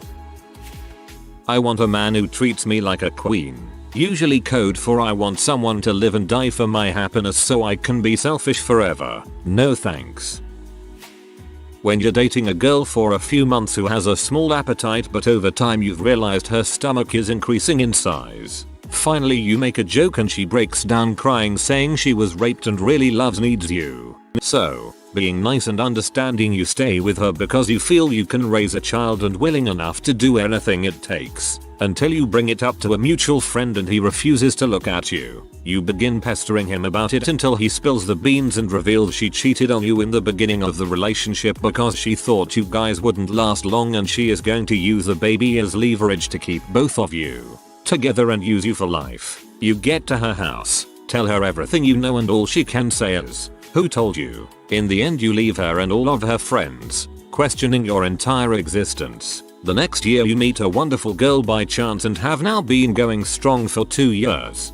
That's a really long first date. In all seriousness though, that's a terrible ordeal and it sounds like it's really affected you. Counseling therapy might not be a bad idea if there's lingering bitterness. I was expecting subtle hints coming here, but instead I feel fortunate I've apparently managed to avoid absolute train wrecks.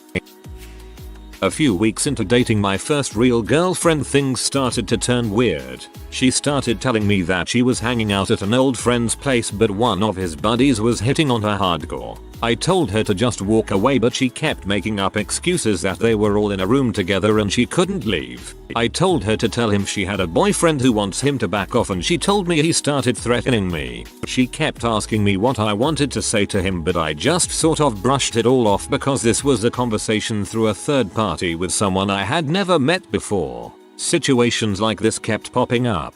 She would tell me she was around some guy who was being aggressive towards her, trying to get me to react. I kept trying to act tough to these random people, 15 years old, but really I was just confused. After about a month of dating, she tells me that best friend's boyfriend texted her and said that he loves her and that they should run away together. We all went to the same high school so I don't really know where they plan to run to. She was relaying all of this to me and I started to question it. He was such a nice guy, why would he want to break off his relationship? Why is this conversation even continuing? Why is he persisting?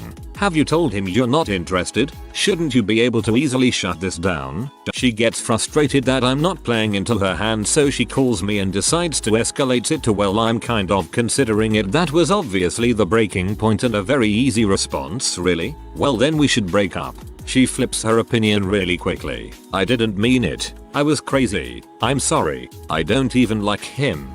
I'm proud of 15-year-old me for sticking up for myself and completely cutting contact. It turns out, which is pretty obvious in hindsight, that she just loved guys getting jealous over her and was lying the entire time to get me going. In every relationship I've had since, I've kept an eye out for the every guy I talk to is into me red flag. You are a champ. I had similar experience at 17. Unfortunately I was far more naive then. Bringing up crazy things she did to guys in past relationships. It doesn't make me think you're savage or cool, it makes me think that's going to happen to me. I opened the restaurant door for her, and she told me I don't need a freaking man to open my door. I walked her to the table, I gave her $20 for a cab ride home and walked out. I would have just bailed. Frick the cab money, you're a better man than me. When they ask you to pay for something for them, or suggest that you do it for the next time. Went out with a girl for a really bad date. There was almost zero chemistry between us. Things got slightly better as the date progressed, but I still wouldn't even say it was in my top 100 dates and I don't think I've ever had that many. I offer to drop her off on our way out and she agrees. On the way to her place, we saw an ad for The Incredibles 2 and to strike up a conversation I asked her if she liked those films. She said she did, and then said that we should go see it next time we go out. Then she added, but you'll pay for my ticket. Right, I laughed and didn't say anything because I assumed she was joking, and she said with a serious tone, don't be cheap. You got a nice car, it's clear you make good money. You can afford to pay for my ticket. She was out of my sights the second she said that. I just laughed again and said sure, we can do that. I dropped her off and never contacted her again. For my husband. Tell them to read this in the most redneck, hick voice possible. When a girl who looks like someone just pee in her oatmeal keeps calling Angry Orchard Green Orchid, gets mad at the bartender by saying I done got one of these last week. It was a green orchid, and then turns to you and says wanna fist me later. I also like anal. Personally, I disagree with my husband and believe this is a magnetic and appropriate way to exert one's dominance. And now he's telling me about her claim to be from a parallel universe that her pastor explained to her. Never mind. Shut it down. I went on a date with a girl who ordered a steak and a cheesecake and then proceeded to eat them at the same time, like in the same bite. Look, I get weird food combinations, but if you're going to make that combination on the first date, there's a strong chance you have some bodies under your floorboards. That almost sounds good. Might have to try that. Not a first date, but my ex broke up with me because I wasn't putting enough into the relationship. I didn't buy her a 4-month anniversary present, then begged to get back together with me, and continued to complain that I didn't buy her things. Excuse me, lady, but I just found out my cat is ill and need to pay for her meds. Presents can wait. I'm so glad that relationship is over.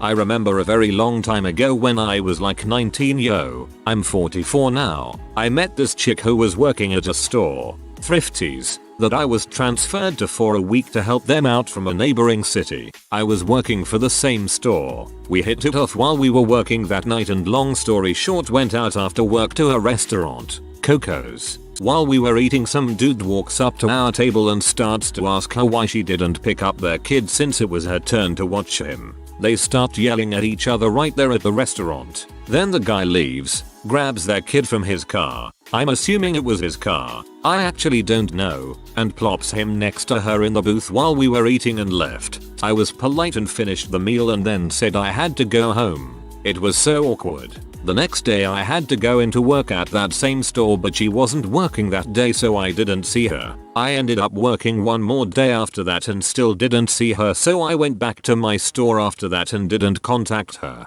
1 week goes by and she ends up calling me at work, since cell phones were not a thing back then, and begs me to have breakfast with her so she can explain things. I have no idea why, but I ended up saying yes and met her the following Saturday in her city at some breakfast place. I show up at the restaurant and she is sitting there with her mother and grandmother. The girl then begins to apologize to me for what happened. She's crying and begging me for a second chance, while at the same time her mother and grandmother were begging me to give her a second chance to BTW. I have never met before and I literally just met her. I can't remember the exact details of what happened at the end of that breakfast, but I never saw her again. I thought I was in the Twilight Zone. Still to this day I always wonder how that dude knew we were at the restaurant since no one had cell phones back then. She asked me to take her shopping on our second date. I have my dad drop us off. Didn't have my license at the time, age 15. So anyways, she takes me to Victoria's Secret to shop for clothes and stuff. About an hour later and a half later, she thinks she has enough things and asks me to help take her things to go check out at the counter. I grab the rest of her things and take them over to the counter to pay. That's when she just kinda stands there and acts like I'm gonna pay. I said something like, how this is gonna be expensive. Where do you work? And she says something like, what do you mean? I thought you were helping me out with this. I kinda just asked if she was joking, and when she confirmed multiple times that she wasn't, she claimed it's not okay to make the lady in a relationship happy or some balls. First of all, we went on one date-ish, movies, and now today, this is not a relationship. Second of all, I'm 15. I don't have $150 to waste on clothes for someone I've spent all of maybe 6 hours of my life on. I keep refusing to pay, mostly saying that I don't have the money to pay in the first place, even if I wanted to. She calls her dad and has him pick her up instead of waiting for mine. Praying my date next weekend doesn't go the next way. I've only dated 2 people before and she was the first. I don't think this girl is the same way as the last at all though, so I think we'll work out. Once started dating this gal who shared everything with me, from her dog that she had to take care of for the last year and a half because he was dying, to the sexual trauma that she had been through, to her birth control that was suffering side effects from, to how much it's going to cost to fix her car. Nothing positive was being shared. and all the bad stuff she was kinda brushing over like it still wasn't the worst she'd been through. I had to ghost her because I'm a bleeding heart and even I couldn't help but want to try to fix her problems. But I had enough problems of my own to deal with that. Is married, gets drunk before telling you and during the dinner date orders a second dinner to go. I told her she is paying for the meal. Went on a date with a girl I met on OkCupid. I picked her up since she didn't have a car. It was 40 minutes to get to her place. She wasn't anything that she looked like in her pictures and she is very much not my type, but I figured you know what, I'll give her a chance, who knows. She suggests that we go to Dennis because it had the best breakfast. Definitely doesn't BTW. We sit down and try and have conversation, but here are the topics she wants to talk about. Dang, our server is so hot. I love girls with big asses. X2 this happened. I went on a date with a submissive guy before you and he was so cute, but like were into me and I just didn't feel the same. You know, isn't it weird how many black people are here? She was black. I'm white. Welp. Check comes on a single piece of paper and she asks how much is it, so I show her the receipt and she proceeds to go into her purse to get money out. Now look, my view is if I ask you to the date, I'll pay. If you want to pay for yourself, I have great respect for you. However, I feel that on the few occasions that I do pay for you, it makes it more meaningful since you weren't expecting it. So, she's at the point where she's just pulling out change, and I'm thinking, you know what? It's only like $20. I'll pay for her. Even though I really didn't enjoy this date, I tell her I can pay for you. It's no big deal. But she's insistent on paying her share. I literally cannot convince her to save her own money. So we get up to the counter to pay and she seems apathetic. No longer interested in talking to me. So once we get out of Denny's I ask, hey, are you alright? You seem indifferent. She says yeah, it's just I hate the rain. It wasn't even raining. Driving nowhere really, and I ask what she wants to do. She still looks blank and says not really anything. Just want to go home. I want to keep hanging with her to see if I can make her feel better. So I throw out ideas like going to the mall, movies, bowling. She says no to all, just wants to go home. Okay, here is the major red flag. I'm driving her home and about 3-4 minutes of dead silence she says okay, so I'm going to be honest with you. The reason why I'm upset is because you made me pay for myself. What? I explained that she was giving me signs of not wanting me to pay for her and I respected her decision to pay for herself. Then she rambles on about how unfair she's treated and I'm just giving her the silent treatment. We get to her house and I crap you not. She looks at me and says, so, do you want to come inside for a while? I dead but look at her and say I'm sorry, but no. She walks off inside. I drive home and she's blocked me. It was my first date ever. We were in a bar that was having a cover band event. She went to get some drinks as I kept the table and comes back chatting to a guy. Seems to be her friend, but after talking to him for a while, it was her boyfriend. That was just back from a trip. He even had his travel bag with him. He was such a great guy. We even maintained contact for a while and after they broke up, I told him about that day. Late to the party, but here goes. I messaged a girl a couple of times on a dating app and never heard from her again, so I thought that was the end of it. About 2 weeks later she randomly answers saying sorry for not responding but she was in a car crash and blah blah. Even sent me a picture of a crashed car. This set off some alarms but I figure frick it. So we chatted a bit and she wanted to meet up to smoke some weed and she was cute, so I figured why not. I arrive at her place and she gets in the car muttering something about her roommate taking a poop in the toilet and having a conversation with her while she's in the shower. Ooh, look. As we are driving to her spot to smoke, she starts telling me about the car crash and how it was a drunk driver that hit her and how my dad is a Hell's Angel, so he'll just get my dad and his buddies to pay him a visit. Excuse me was all I said and she repeated what she just said, this time implying some broken bones would be made and that she might even get her dad's Hell's Angel law to sue him as well. Now at this point we have started smoking, so I was wondering if I was hearing her right. So I asked a Hell's Angel lawyer and she freaking snapped back, that's what I just said.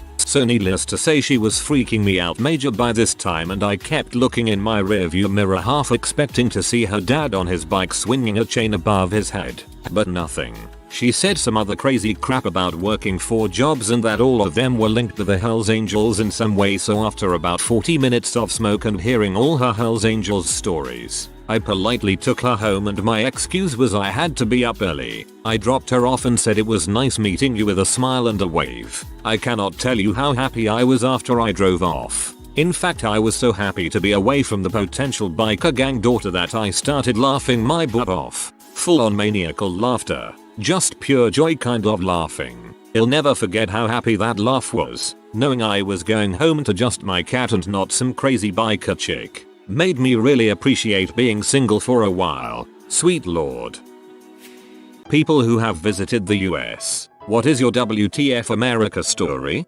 I'm Canadian and I went down to the US to do a little shopping. I accidentally pulled out some Canadian bills and the cashier asked why I kept Monopoly money in my wallet. A lot of people might say it was just sarcasm. I don't think it was. The cashier looked around 16 years old. She had probably never seen Canadian money before. When I started awkwardly chuckling, she had a puzzled look on her face. But who knows, maybe she was just really invested in a joke.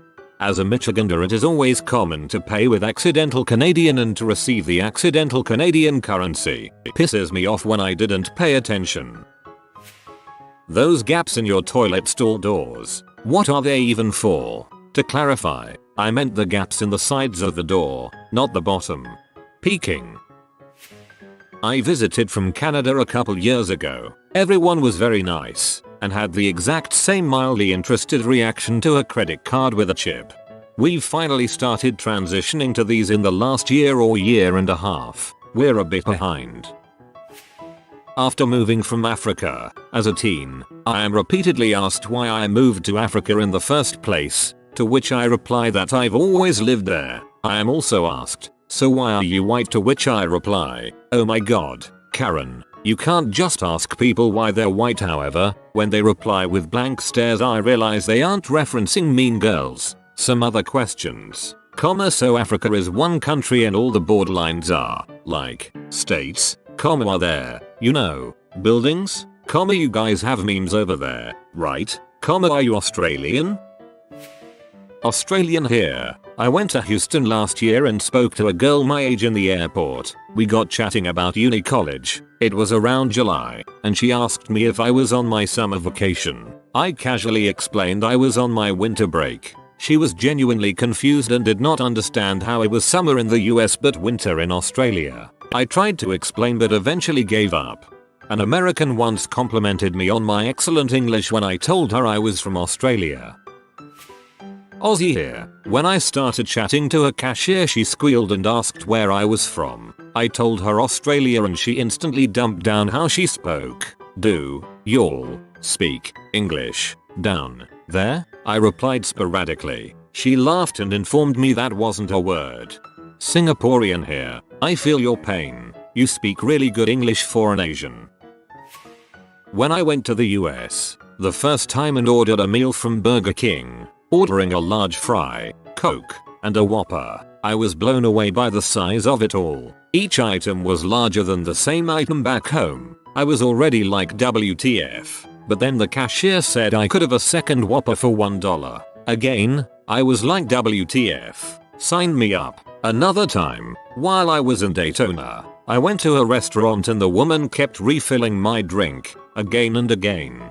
Being a bit shy, I did not tell her to stop, and expected a bill with $15 for sodas, but then I found out the refills were free. WTF. Free refills. I'd only seen that at places like Subway, but so many restaurants in the US had free refills. I love the US. For restaurants and food in general, the portions are massive and very reasonably priced. Went to Walmart. The fabled creatures there are just as the internet portrays them as, nonetheless still mind-blowing. My first trip into a Walmart, I saw a man in a brass button blazer with perfectly brill-creamed hair, sparkling white teeth, orange skin and white slacks that looked like he had stepped right out of an advert from the 1950s. He was with a very large woman wearing a I love my gay daughter t-shirt. I was so happy. How spread out everything is. Like, it's pretty much impossible for me to survive without a car, while everywhere I needed to go on a regular basis back in London was in a 10-minute biking distance. Also, the number of pickup trucks people own without needing. It has come to my attention that the city I live in, Jacksonville, Florida, is the widest city in the 48 contiguous states of the US, with a population of just under 1 million. That explains a lot.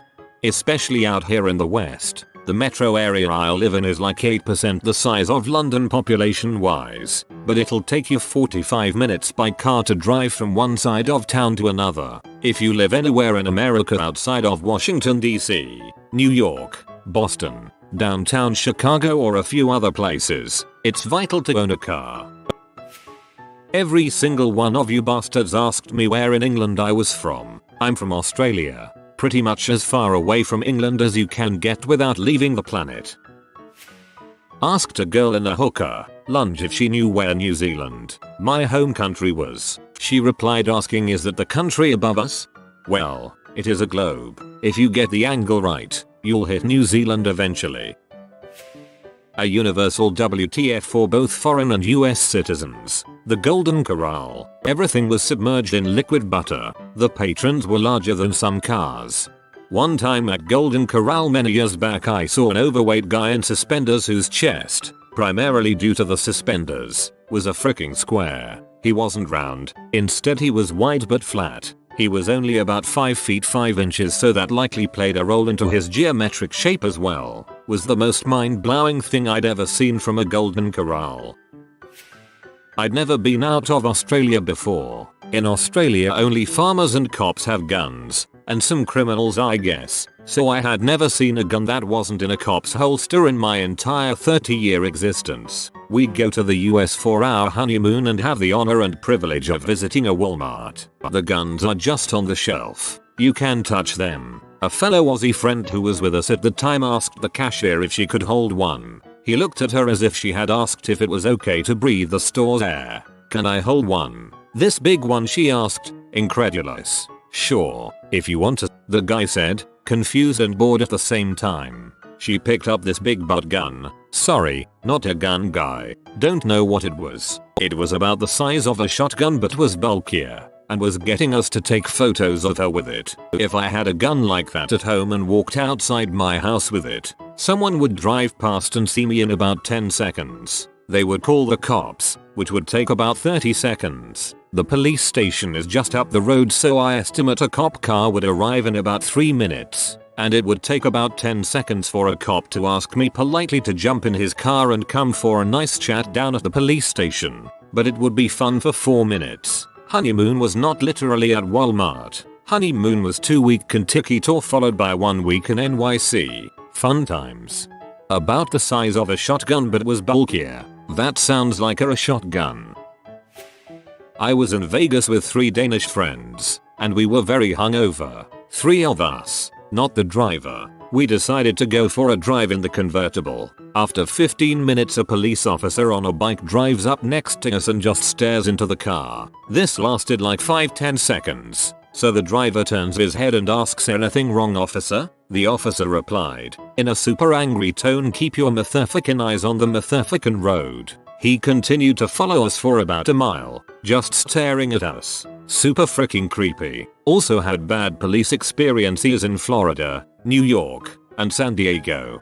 Some people join because they honestly want to help people, and then a distressing segment joins because they are power-hungry psychopaths.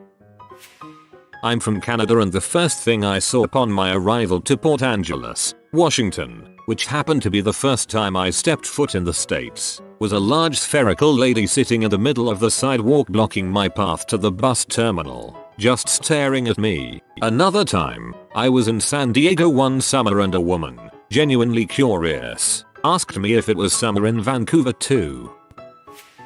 On a bus going into New York City from New Jersey, there was a middle-aged white man on the bus. As he goes to get off the bus, I notice the tip of a used condom hanging out of the back pocket of his khaki pants. Instead of saying thank you as he is leaving the bus, he tells the young black female bus driver, not too bad for being black. Dude was not masturbating on the bus, nor did he frick the bus driver. He was sitting a few seats away from me. That would be an even more WTF moment, which I would have included in my original post. That's just Uncle Bob. He's harmless. Do you know any Vikings? Asked by a nice young blonde with a straight and serious face in McDonald's. I'm from Denmark. Also, good God, Texas has a lot of fat people. I went to Applebee's. Mistake number 1, I guess. I was then served by a nice young lady called Brittany who asked me with a serious face if we have trees in Scotland. Sorry about that. Everyone knows Brittany is an idiot.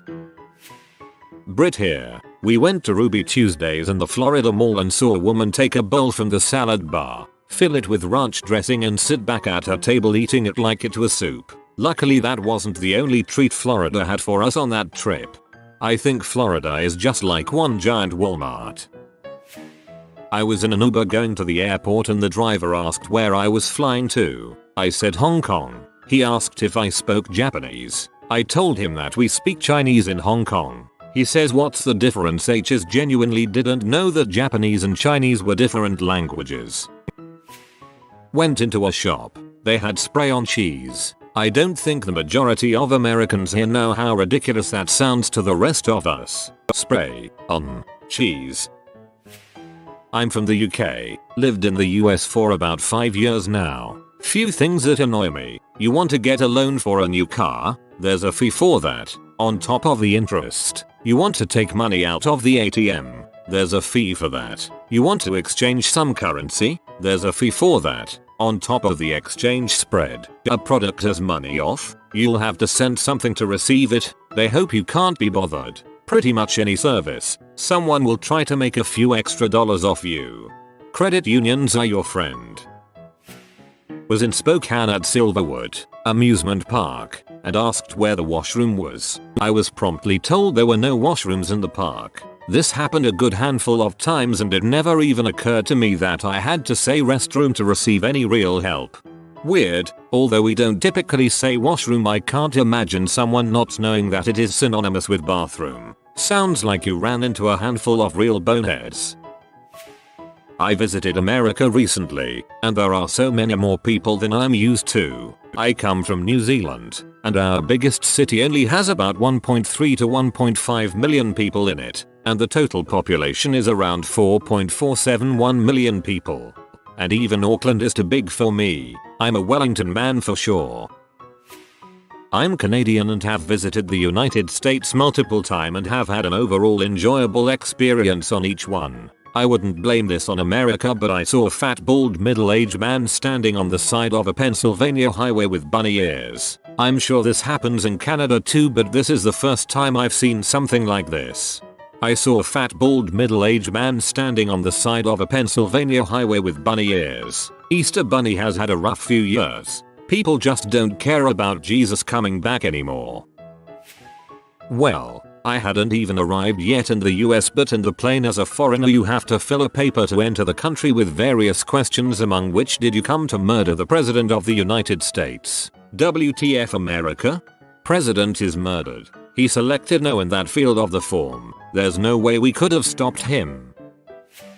I'm American, but live in France at the moment. French people love telling me about the time they went to the US and the crazy things that they saw. Two of my favorites are: 1. A friend was complaining about the food in the US and then said, and we went to this restaurant and they only had one food, only pizza. And 2. A French friend visited the US and people kept saying voulez-vous coucher avec moi, c'est soy to him. This is a rather shocking thing to say to a stranger. I visited the US. Never understood suburban young kids with huge trucks that clearly do not do any manual labor. I visited, but I also have lived here my whole life. I was walking down the strip in Vegas at 2:30 AM and got talking to some lads who were making a stop on their drive cross country from college. This one guy was special. First thing he couldn't understand was that although it was 2:30 AM in Vegas, it was 10:30 AM in the UK. Then he didn't believe we'd suffered a terrorist attack in London. 7/7. Lastly, no matter how I protested, he refused to believe our police didn't carry guns. Then he stopped for a second, looked really thoughtful and said, I guess you guys don't have black people in England. I went to Florida shortly after there had been a hurricane and a lot of people's homes and businesses got completely trashed. There were a surprising amount of local people we spoke to who were content with their livelihoods being destroyed because it was God's will. I lived in the US for a year previously, in Texas. Over this time I got a lot of comments on my accent. I'm English, but the most WTF one went like this. Her. Oh, I like your accent. Where are you from? Me. Thank you. I'm from England. Her. Your English is very good. Me. Confused smiler. Thank you. Her. So, what language do you speak in England? Me. Laugh. Thinking this is a joke. Her. Deadpan confused look. Me. English. Then there was the time someone was convinced I was Australian. I'm a northerner. I have a Yorkshire accent. Even one new person shares in this horror. It's worth taking the minutes to answer. On a Greyhound I saw a mom mix Mountain Dew and breast milk in a bottle and feed it to her baby. Not a WTF America moment, but I met an absolute idiot in Orange County, Cali. She was fascinated when my friend told her that we are Irish. She started asking crazy questions about Ireland. Questions like, do fairies really live there? And is it true you guys have no electricity or roads in Ireland? She fully believed us when we told her that we do have roads, but we have to take them in at night. She also fully believed us when we told her that we only have 6 days in a week because we had to get rid of Tuesdays. I've been many times, but the first time I went to downtown LA, it hit me how unglamorous parts of the US really are. Same with NY, you step outside of the business district and things look like really old and rundown. Waiting in the airport to fly home, went to McDonald's cause I was a bit hungry. Ordered a regular cheeseburger meal. The fries and drink were the size of larges back in the UK TBF. Not completely unexpected, but the crazy thing to me was I got 2 burgers. 2 on just a regular meal? You must have ordered the 2 cheeseburgers meal, which exists solely to convince consumers that 2 is greater than 1, so there must be more food in there. Have had a few. In a Cleveland mall, a guy runs down the elevator towards me and my group of friends yelling, "You guys from Canada?" We nervously replied that we were and asked how he could tell. His reply, "Because you all are wearing Roots. NYC traveling from JFK to Long Island City on the highway in cab. Get rear-ended. Cabbie and previous driver stop. Get out and look at damage. Don't exchange info and continue on their merry ways. Always get escalator and elevators mixed up." And in regards to the nervousness, 18 years old kids in Cleveland for a business competition. So nerdy as frick. And it's America, eh? Who wouldn't be nervous? Well, their thinking is that if there's no real damage, it's a waste of time to wait hours for the cops to arrive to write a ticket, which may result in insurance raising your rate. I've been asked what state Ontario was in. When I told the lady it was a province in Canada, she was confused, like she had never ever heard of Canada. LOL. Then, and do we have Christmas, Halloween and Easter in Canada? You have highways in the Philippines? To be fair, there was also a well-educated guy who apologized on behalf of his country for the CIA-backed dictatorship they put up a while back. Nice guy. Probably an inverted WTF moment, where the Americans would have thought, WTF, these foreigners. When I uttered the sentence, "Don't mind him, he's just being a bit of a C," and received stares as if I had just threatened to blow up the whole office. I tried correcting myself by saying, "Sorry, I meant a freaking prick." Did not improve the situation. C is probably the strongest swear word you can use outside of racial slurs. A classmate in university back in 2003. "Do you have computers in India? Did you go to school on your elephant?" Yes and yes. That's why it's so easy to ride your mom. My first trip to Walmart, I was kind of overwhelmed by the sheer variety and range of food produce they had. And then I looked at a banana stand, which was just a plastic stick with a U on top. That's it for $8.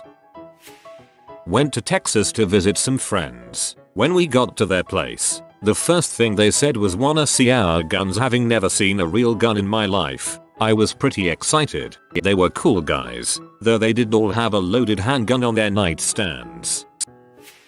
We were in a steakhouse somewhere in New Jersey. We told the waitress that we were from Korea, and she said, "Oh, that's a city in Japan, right? I really want to go to Japan. Our great-grandparents were forced out of their land and killed in Manchuria by the Japanese during their occupation of Korea." I had trouble calming my dad down.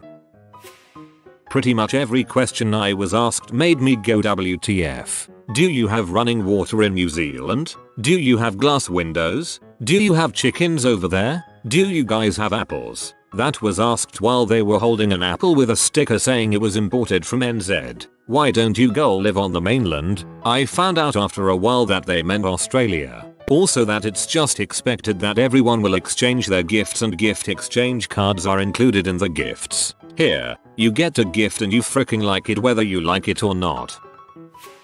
2 moments in the US. When my friend and I decided to drive to downtown LA and we accidentally came across the ghetto. To paint a picture, few hundred of people loitering on per block, tents and rubbish everywhere on the street. The seriously WTF moment was when we literally turned around the block and it was back to cosmopolitan area. People shopping and going on with their lives. Starbucks. Being an Aussie, I got asked where I was from based on my accent. I responded, Australia. Full sincere moment I got asked, "Oh Australia, what language do you speak over there?" I felt dumbfounded and guilty and said just Australian English WTF America WTF.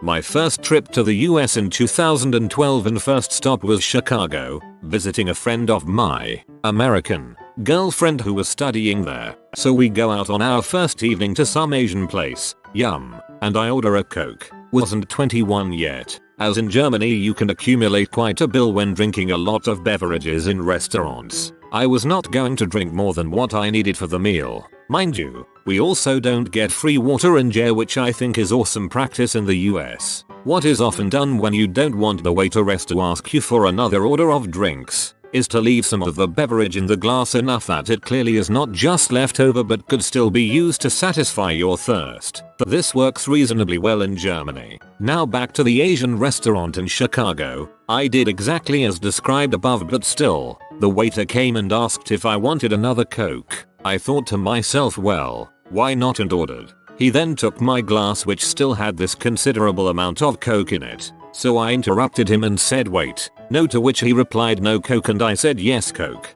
with this one pointing. Also, which seemed to totally confuse the kind waiter. I then said I would like to order another Coke, but I would also like to finish this one, but was interrupted by my girlfriend who by that point was laughing already and sent the waiter off, leaving me reasonably upset before she could explain to me that non-alcoholic beverages are refilled for free in the US. I knew right that moment that America was everything I ever hoped it would be. 3 See you again soon, you magnificent bastard of a country.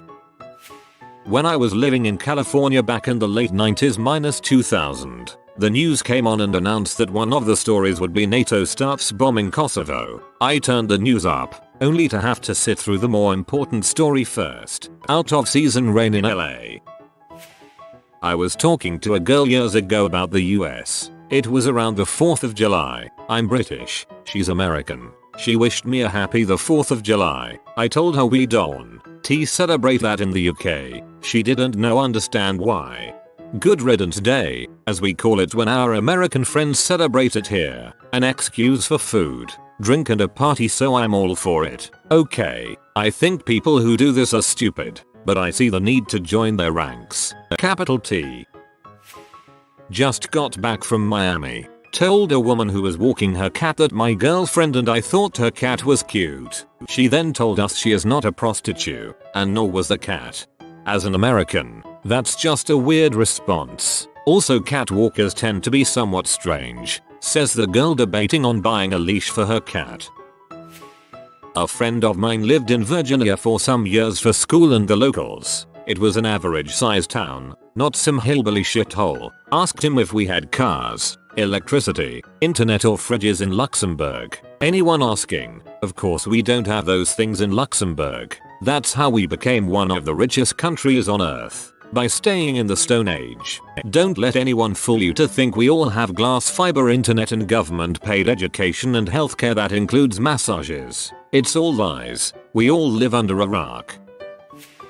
Mine was on the flight home. We just landed, and I overheard the following exchange. Mom, where are we? Amsterdam. It's in Germany. Well, at one point in time she wasn't too wrong. I'm from Sweden and visited New York a few summers ago with my family. We had just gotten off the bus, and my stepsister was feeling really nauseous from the bus ride. She walks up to a garbage can and takes a few deep breaths, trying to not vomit. Suddenly a guy in a suit with a briefcase walks up, asks if she's alright, tells her to wait there, and comes back a few seconds later with a bottle of water for her. Just a complete stranger. That's not something you'd see in Sweden. I went to the US this summer to work for my uncle's company in LA for 8 weeks. I'm currently studying at university in the UK. I decided to fly up to San Francisco to visit my cousin for the weekend and flew from LAX. After my return flight, I was about to exit the LAX American terminal when all the police around me got their guns out and started shouting about a shooter at the airport. Chaos erupted around me with people everywhere throwing their suitcases to the floor and screaming. I had no idea what to do. I had just bought a tea from Starbucks and I didn't really want to throw it on the floor and run about, so I followed this stampede of people through the terminal. I found a room to hide in with 20 other people. We all lay on the floor being quiet, trying to stay calm. People all around me calling their loved ones, saying their goodbyes. It was insane. I didn't have any service on my AT&T phone, so I just sat there drinking tea, contemplating what I would do if a gunman appeared. I realize now it was the most British thing to do at that moment. We were in there for 25 minutes when we got told it was clear. All of this happened because the police heard a loud noise and there was someone dressed as Zorro, which raised suspicions. WTF America. They have bank drive-thrus. They go to the bank like they go to McDonald's. Saw them in New Jersey around 5 years ago. One summer when we visited some friends out in Tennessee and we're eating fresh deer he'd shot that afternoon off his BBQ, drinking beer and sharing differences in culture, at which point out of nowhere he pulls out a pellet gun and shoots a squirrel from the top of a phone line. He then proceeded to cut, wash, clean and cook the squirrel. Tasted like chicken. I have no doubt that if there was a global apocalypse it might take Tennessee a few years to notice, and only because they stopped making more Bud Light. The food. Holy crap. Me and my sister would occasionally share meals because there was so much of it, and there'd still be loads left behind. As an American I don't understand this. I usually eat all of my food. Whoa. I'm 14, 5 ft 6 inches and weigh 101 pounds. Not overweight by any means, but I couldn't having the McDonald's medium be the large. The flags, man. The flags. I used to joke with my mom that if my career doesn't work out I'm just gonna open a flag shop in the US. My dad lives in America, and I visited him for the first time in 10 years last September. First thing he did was take me to the local police gun range, where I was taught how to fire a fully automatic assault rifle, a semi-automatic rifle, and a variety of pistols. They didn't even know my name and they put a gun in my hands and told me to shoot at a target. Best freaking day ever. That's the American dream right there. Visited Miami a few years ago with a friend. We started a brief conversation with the hotel porter and told him we were from London. He goes, "Hey, I know some British slang." Throughout our stay, whenever he saw us we were greeted with "Hey, what's up wankers" and "Good morning you miserable sea." Was hilarious.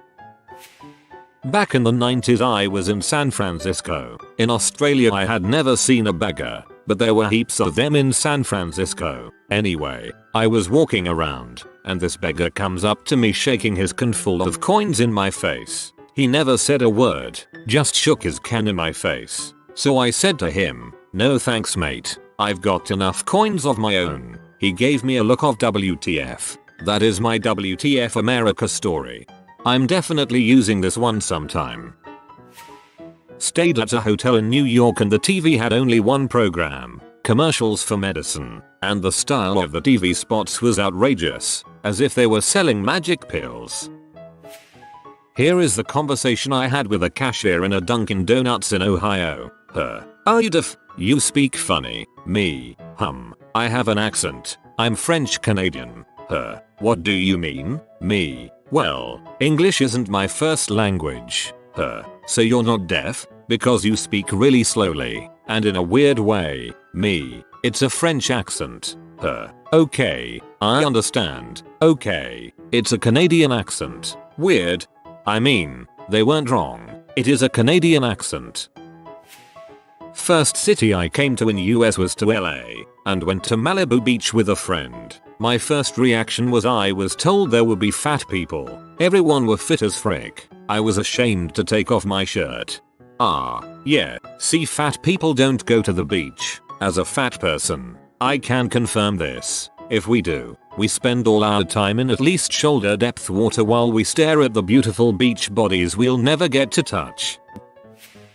I was in LA 2002, went into a petrol station in Inglewood on my way to West Hollywood. There was an old Korean guy behind the counter and one middle-aged white woman shopping. 2 minutes after I walked in, a lowrider with 5 black guys rolled into the station. Now I'm black but I'm from London, but these guys looked gangster as heck and were all black. 4 of them walked into the shop while one was pumping petrol. The moment they walked in they started swearing at the old Korean guy, cussing him out. This went on for half a minute. Me and the old white lady looked at each and both thought this place was going to get robbed. The old Korean guy was standing behind the counter and had this calm look on his face the whole time, and as soon they were done swearing he just came out, said, "You black soul eating mother suckers need shut your big lips cause I don't understand one word of what you just said." Everything went quiet and I started to crouch down thinking this where I'm going to die. Just as I started to hide, all the black guys burst out laughing and were falling all over each other, and the old Korean man was laughing as well.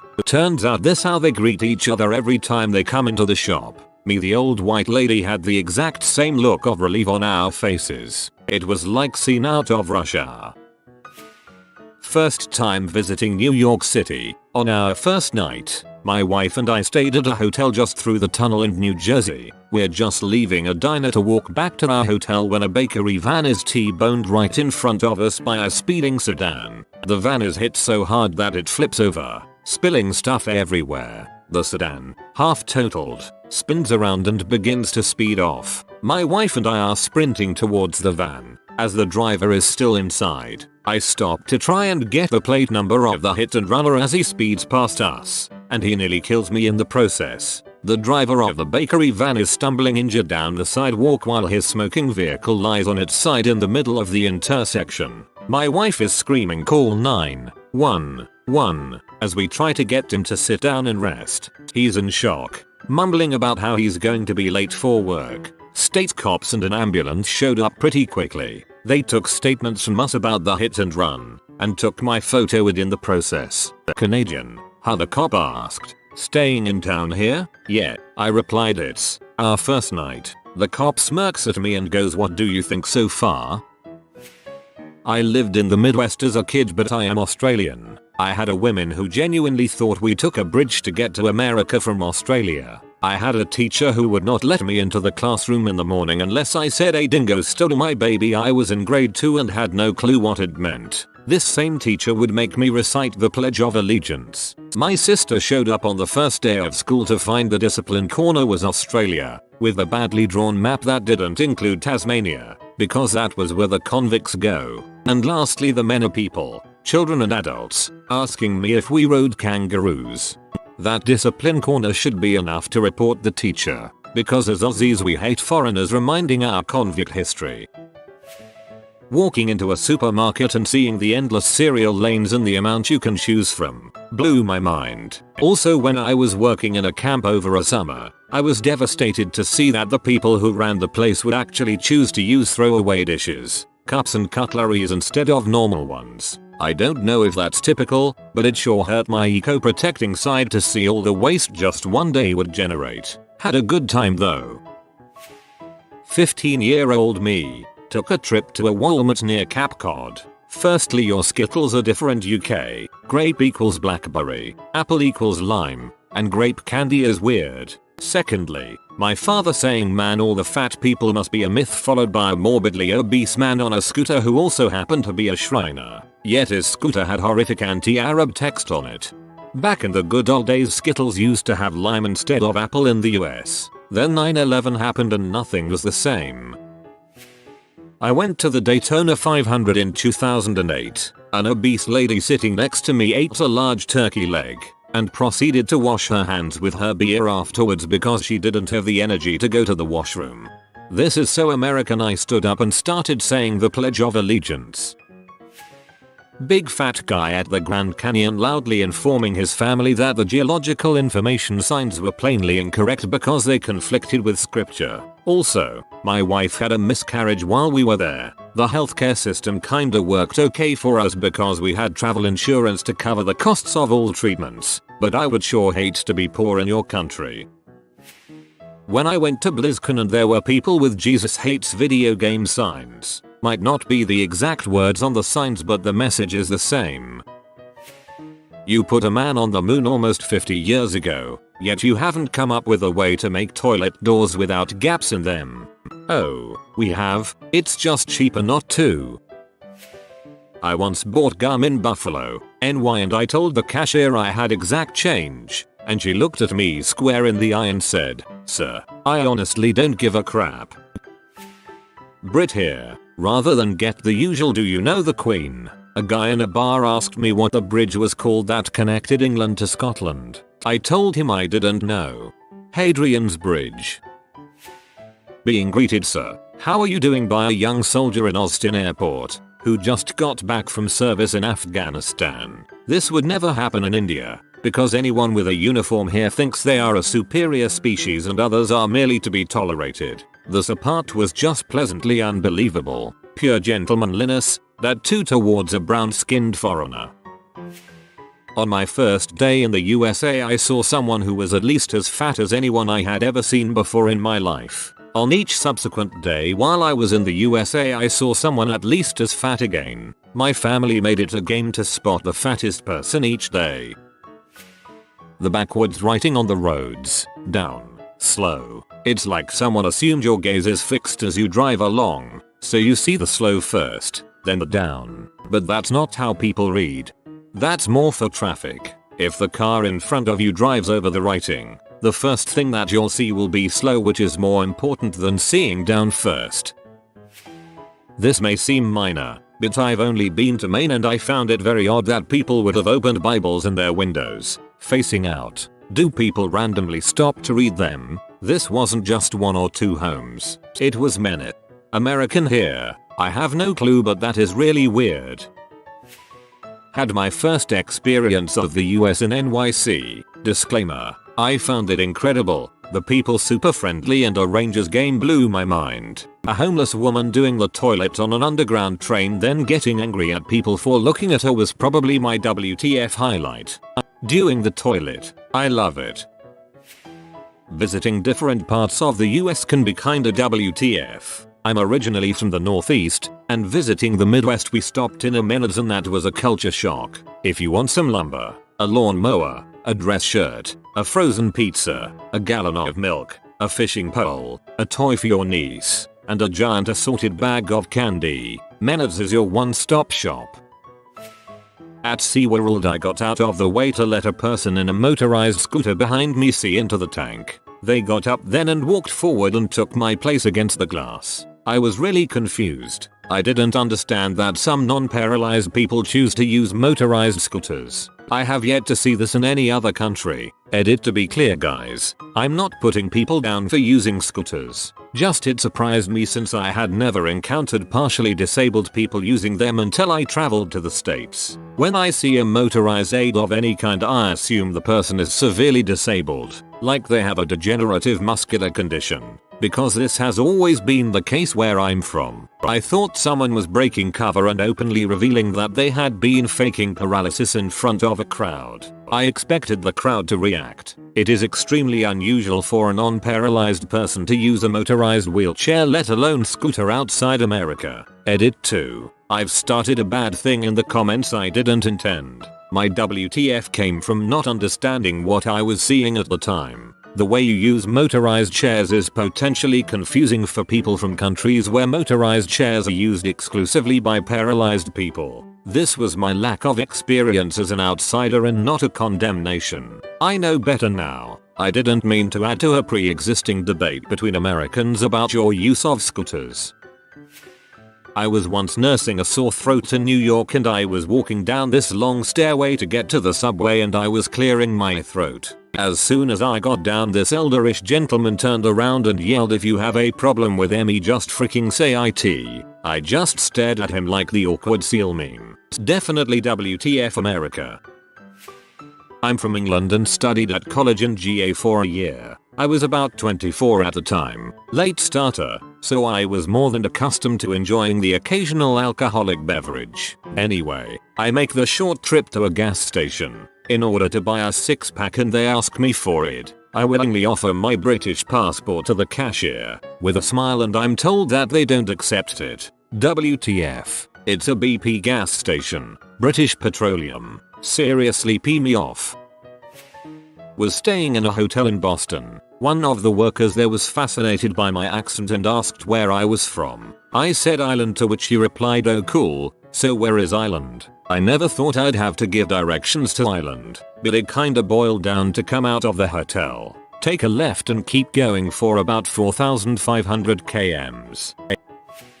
At least 30 huge women marching into a Walmart in a single file line. Almost all of them with holstered handguns on their belts. All of them went straight to the McDonald's, never breaking formation, never saying a word except to the cashier. It was majestic, like a squadron of fully armed Zeppelin floating by during World War II.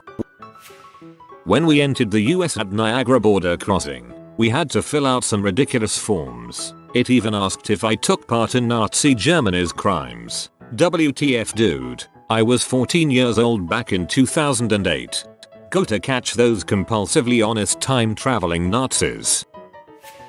IHOP, 8 AM. A family of 4, sitting around a table meant for 6. The dad had to use 2 chairs, inhaling pancakes. And just the night before I was telling my American I don't know why Americans are considered fat.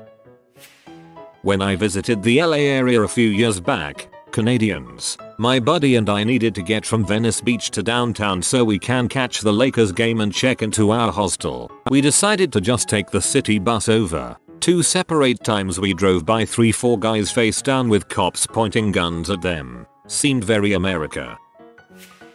The laws on alcohol always baffles me. You can get in a car at 16. But you can't get near a bar till you're 21. In France, you can't drink alcohol in a bar till 16 for beer and 18 for stronger alcohol. But no law against drinking alcohol if bought by adults. It's the adult responsibility.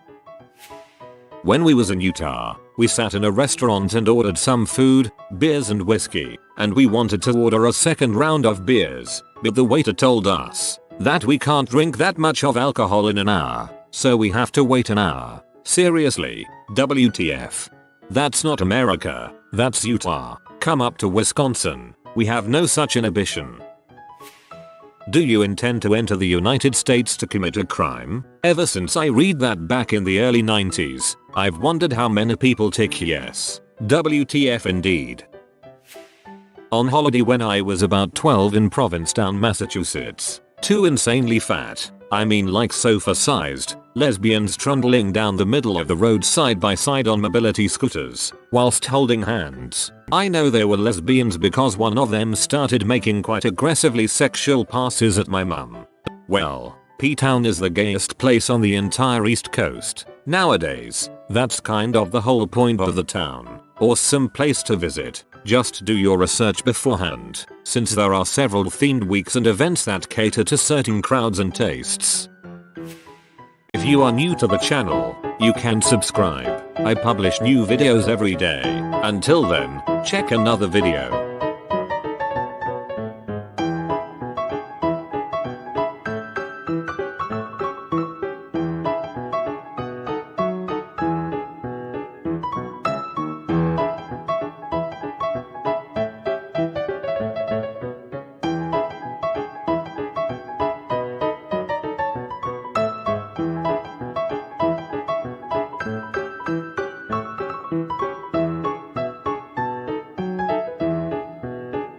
Bye for now.